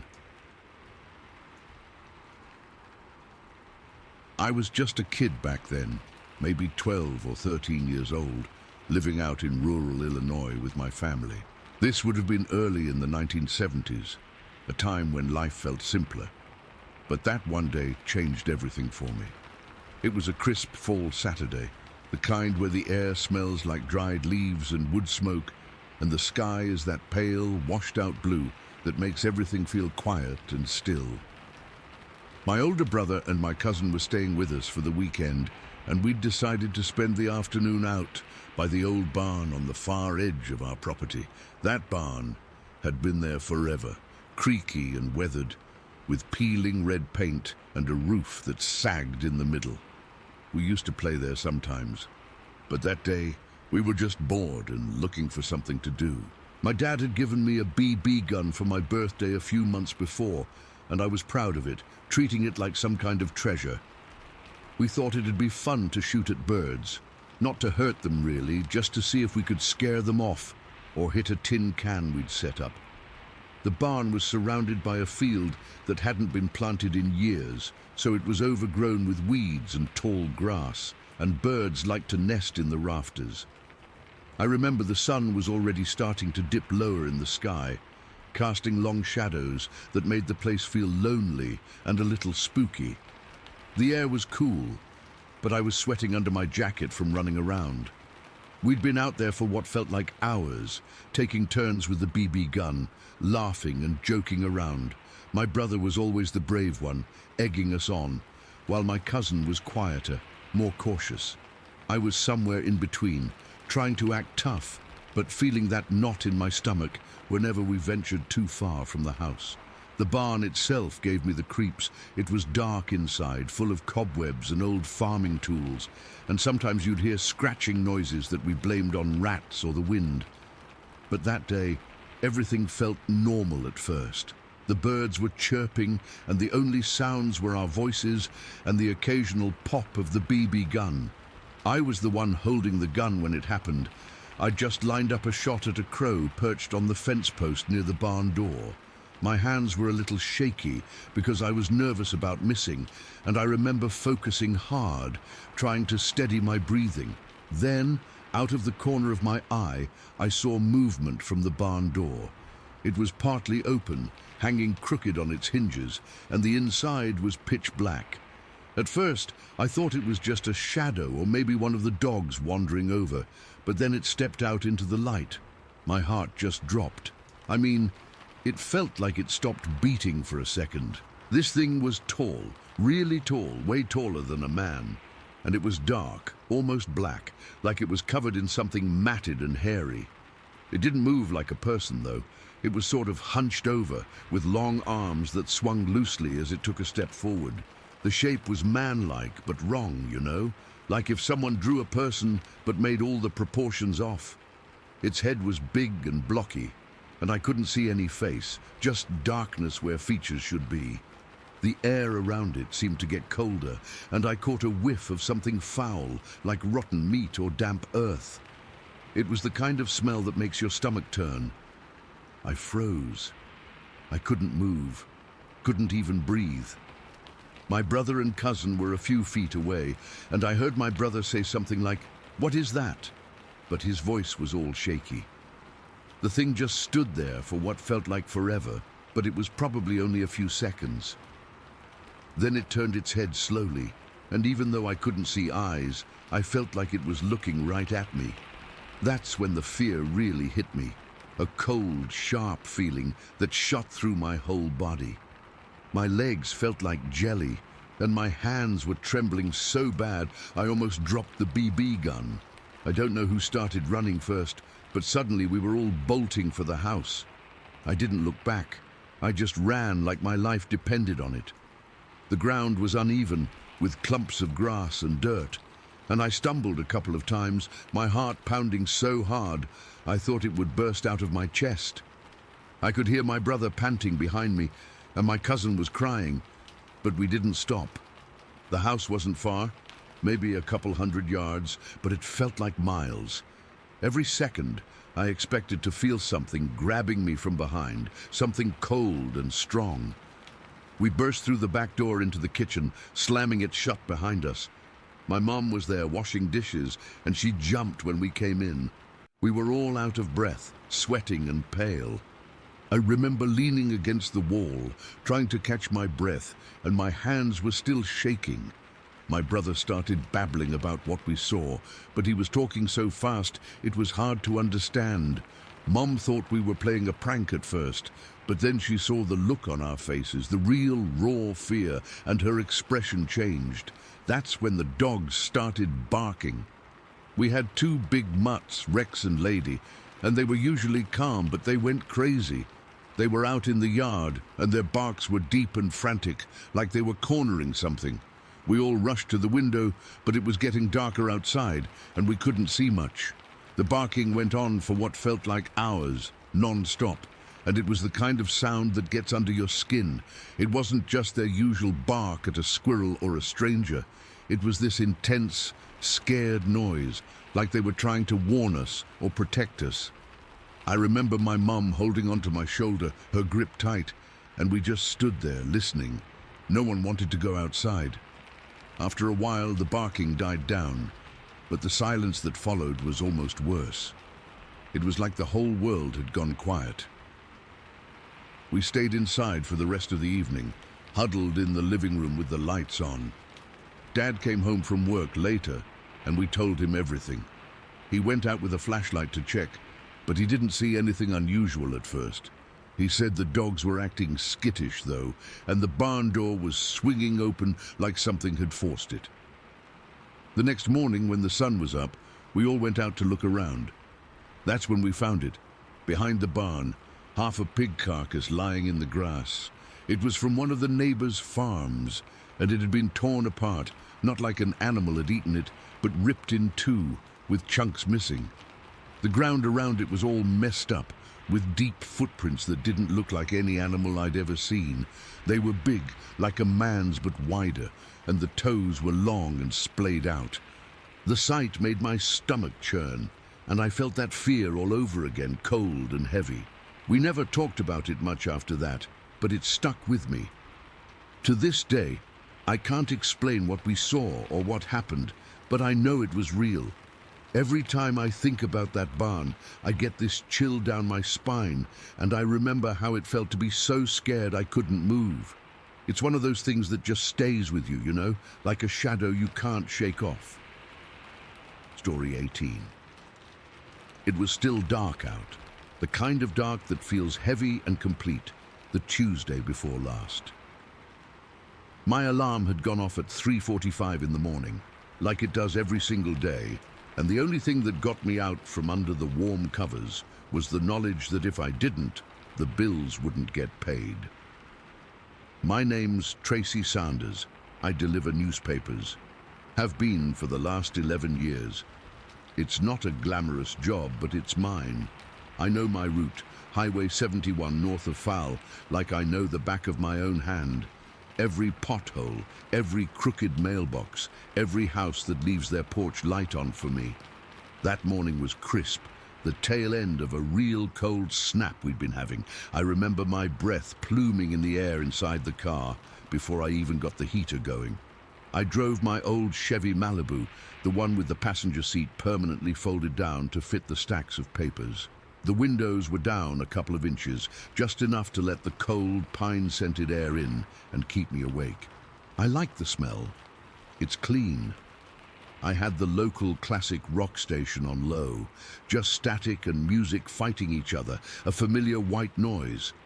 I was on autopilot, my arm moving in a steady rhythm, reach for a paper from the pile on the seat beside me, fold it into a tight roll, toss it onto a driveway. Thump. Reach, fold, toss, thump. My mind was a million miles away, thinking about grocery lists and whether I'd remembered to call my sister back. The stretch of Highway 71 I'm talking about is about 10 miles of winding, two-lane blacktop that cuts through dense state forest. There are long stretches with no houses, just trees pressing in on both sides, their shadows making the darkness between the streetlights even deeper. The streetlights themselves are few and far between, creating these little islands of sickly orange light with vast oceans of black in between. I was in one of those black oceans, my headlights carving out the only piece of the world that existed. I was just coming up to the Miller property. Their mailbox is this lopsided red thing, when I saw it. It came from the right, from the deeper woods on the east side of the road. It wasn't a deer. You see 100 deer a week on this route, and you learn their movement. They're graceful, all leaps and bounds. This was different. This was a burst of pure, powerful motion. It was big, so much bigger than a man. It was upright, running on two legs, and its arms were so damn long. They swung like pendulums, powerful and grotesque. It was just a shape, a deeper blackness against the black of the trees. But my headlights caught it for maybe 2 full seconds. It was covered in what looked like dark, matted hair, but it was moving so fast it was just a blur of hulking muscle and limb. It didn't lope, it darted. It crossed the road in 3, maybe 4 of those huge, ground-eating strides, and it never once looked in my direction. It just moved with a single-minded purpose, from one wall of trees to the other. My heart didn't just skip a beat. It felt like it seized up completely, a cold fist clenching in my chest. A jolt like I'd touched a live wire went straight up my spine and exploded in the back of my head. My hands locked on the steering wheel, my knuckles instantly white. I didn't scream. I don't think I even breathed. I just stared at the empty space on the left side of the road where it had vanished, my brain desperately trying to process what my eyes had just seen. It was too fast, too big, too wrong.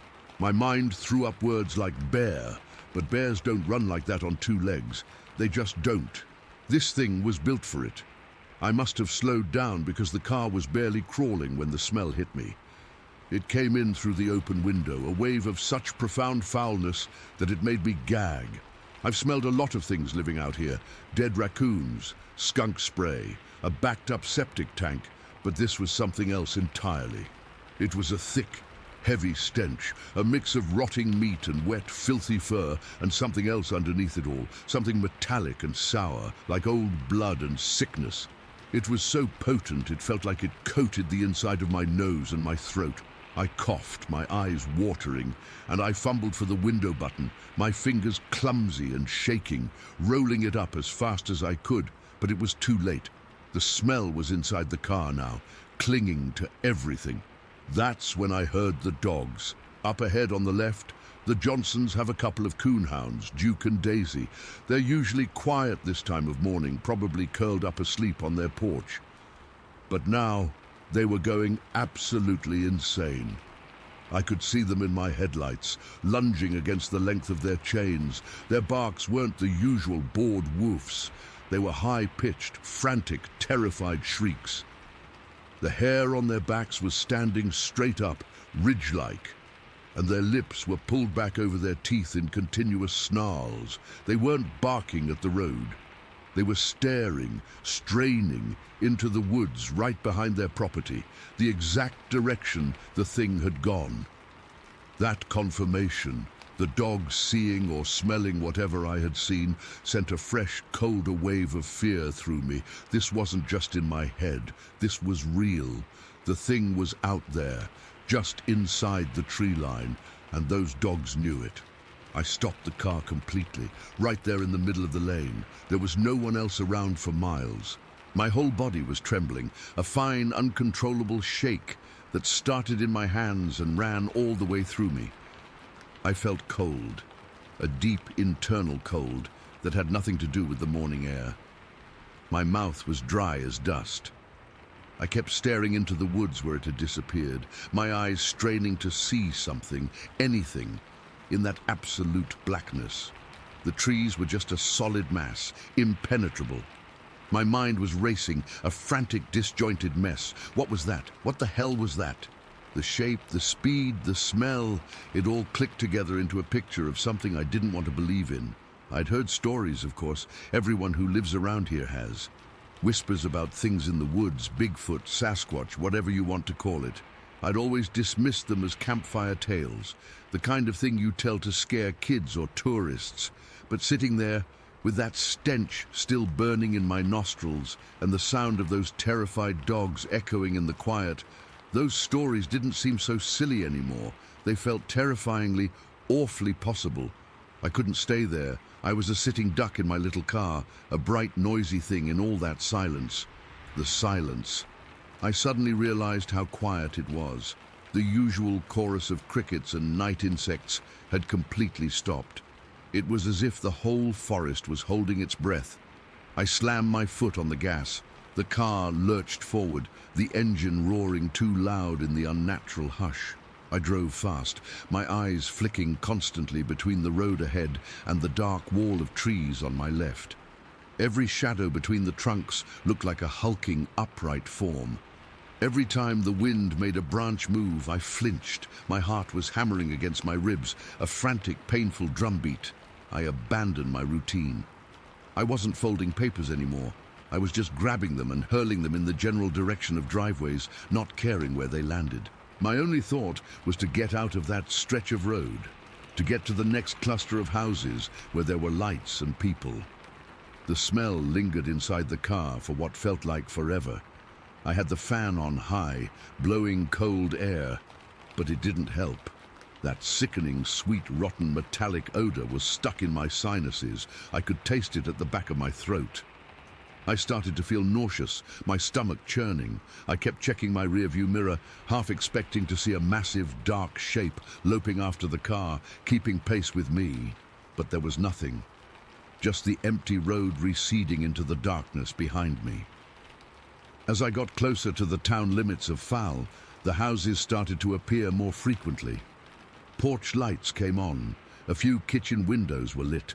The normal world was reasserting itself. The knot in my chest began to loosen just a little.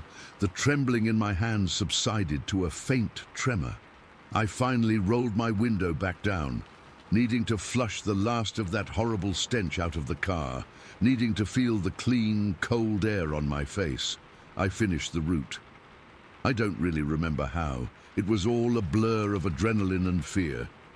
The sun was just starting to lighten the sky to a dull grey when I tossed the last paper onto the porch of the convenience store at the edge of town.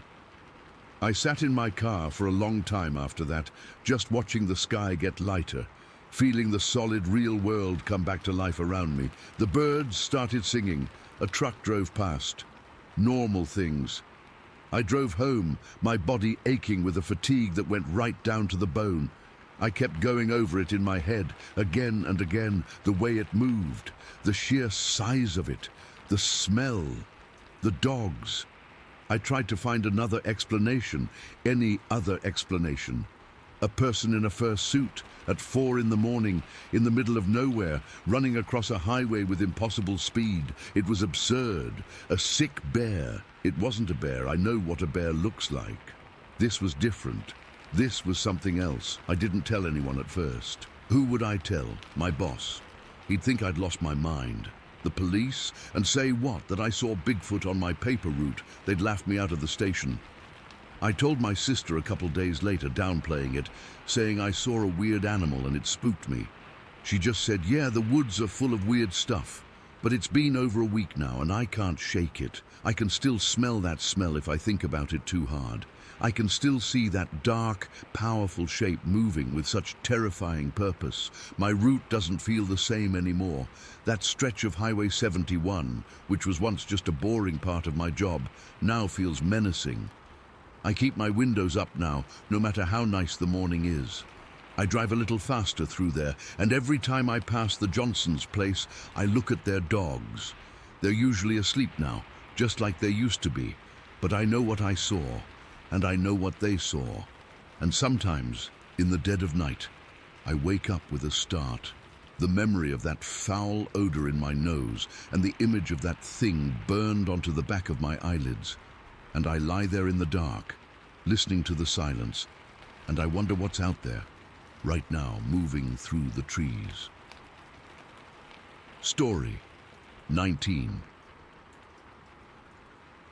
It was one of those crisp January mornings where your breath hangs in the air like a ghost, and the cold feels clean, not yet mean.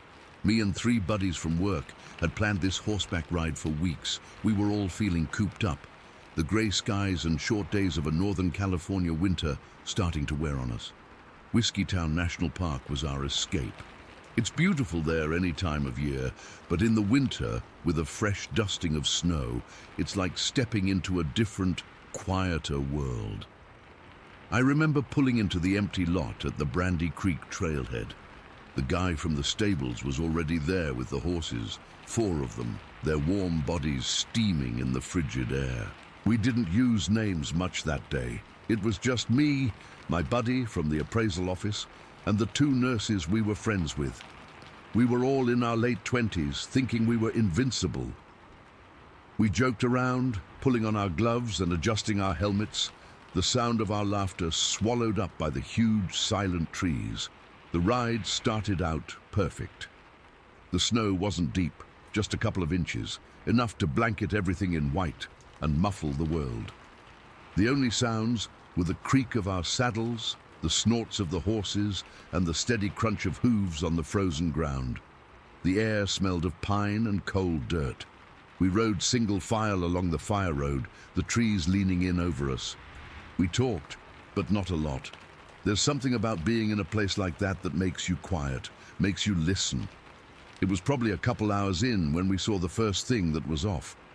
We'd been climbing steadily, and the road curved around a steep gulch. My horse, a big bay named Duke, was in the lead. He's usually pretty steady, but he started to get antsy. He tossed his head, his ears flicking back and forth, and he let out this low, nervous whinny. I just figured he'd seen a deer or smelled a coyote. I patted his neck and told him to easy, boy. Then one of the nurses, the one riding behind me, called out, "Whoa, guys, look at that." She'd pointed down into the gully. At first I didn't see anything but snow and rocks, but then I followed her finger and my brain took a second to catch up with my eyes. There was a line of tracks, not a deer's, not a bear's. They were huge, I mean comically huge. We all reined in our horses, who were now all getting visibly agitated. Duke was sidestepping, his hooves skittering on the packed snow of the road. "Let's take a closer look," my appraiser buddy said. He's a practical guy, always needs to see the data. We dismounted, looping the reins over a low-hanging pine branch. The horses huddled together, their eyes wide, their bodies tense. That should have been our first real clue. These are animals that are used to the woods. They don't spook for nothing. The snow was cold and dry, perfect for holding a print. We walked over to the edge of the road and looked down.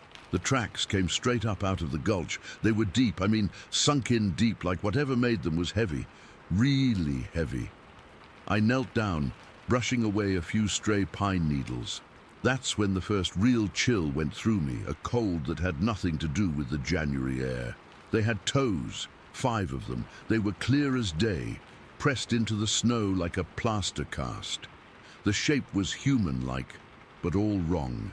The toes were long and the whole foot was splayed wide. My buddy, the appraiser, he's got a good eye for measurement.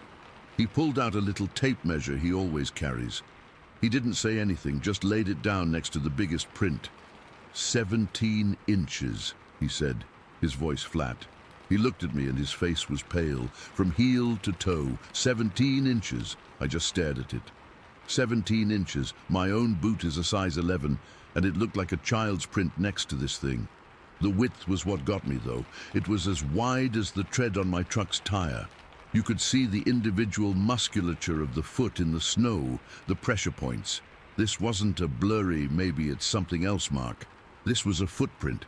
We started looking around, our earlier quiet, now a tense, watchful silence. The tracks came up from the gully, walked along the road for maybe 20, 30 feet, and then went back down the other side into an even steeper, thicker part of the woods. And that's when we saw the second set.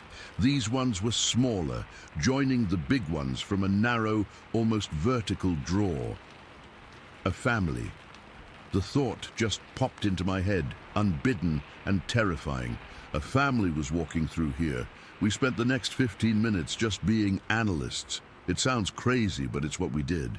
We're all trained to observe, to assess. The 2 nurses are used to looking at details, symptoms, signs. I appraise property, which is all about details and comparisons. My buddy is the same. We started comparing the tracks to everything else we could find. There were deer tracks nearby, delicate little hearts pressed into the snow. There were some raccoon tracks like tiny hands. Further down the road, we found the distinctive pigeon-toed prints of a black bear. We saw cougar tracks, round with no claws. We even saw boot prints from a hiker, probably from the day before. We laid our own boots next to them. We laid them next to the big ones. There was no comparison. None. The bear track was big, but it was a bear track. You see the claws, the pad. It's an animal. The cougar track was a cat track. The boot prints were man-made. These things, they were something else. They were anatomical. You could see where the arch was, where the ball of the foot pressed down, the deep impression of a massive heel. The sheer weight of the thing was staggering. It had sunk deep into the snow, and in one spot where the snow was softer, the print was so deep I could have stuck my whole forearm in it up to my elbow. The terror didn't hit me all at once. It started as a low hum in the back of my skull, a primal unease. It was the silence that did it. The woods had gone dead quiet. No birds, no squirrels chattering, nothing. Just the sound of our own breathing and the occasional nervous stamp of a horse's hoof. The horses hadn't calmed down. If anything, they were worse. They were straining at their reins, their heads high, their ears pinned back. They wanted out of there. Badly. We were all feeling it now.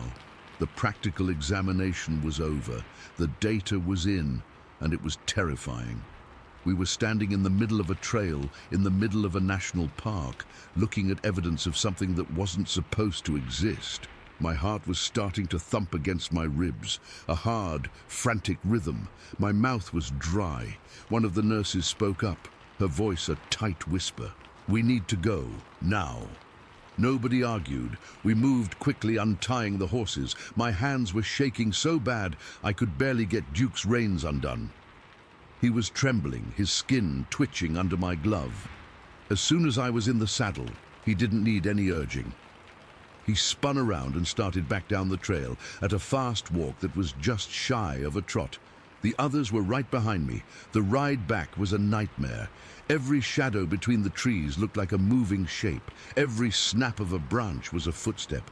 I kept looking over my shoulder, my neck prickling, expecting to see something huge and dark standing on the road behind us. I've never felt so exposed, so completely and utterly prey. We were on these big animals, but we felt small, insignificant. The feeling of being watched was a physical pressure on the back of my neck. It was heavy, intense. It felt intelligent. That's the only way I can describe it.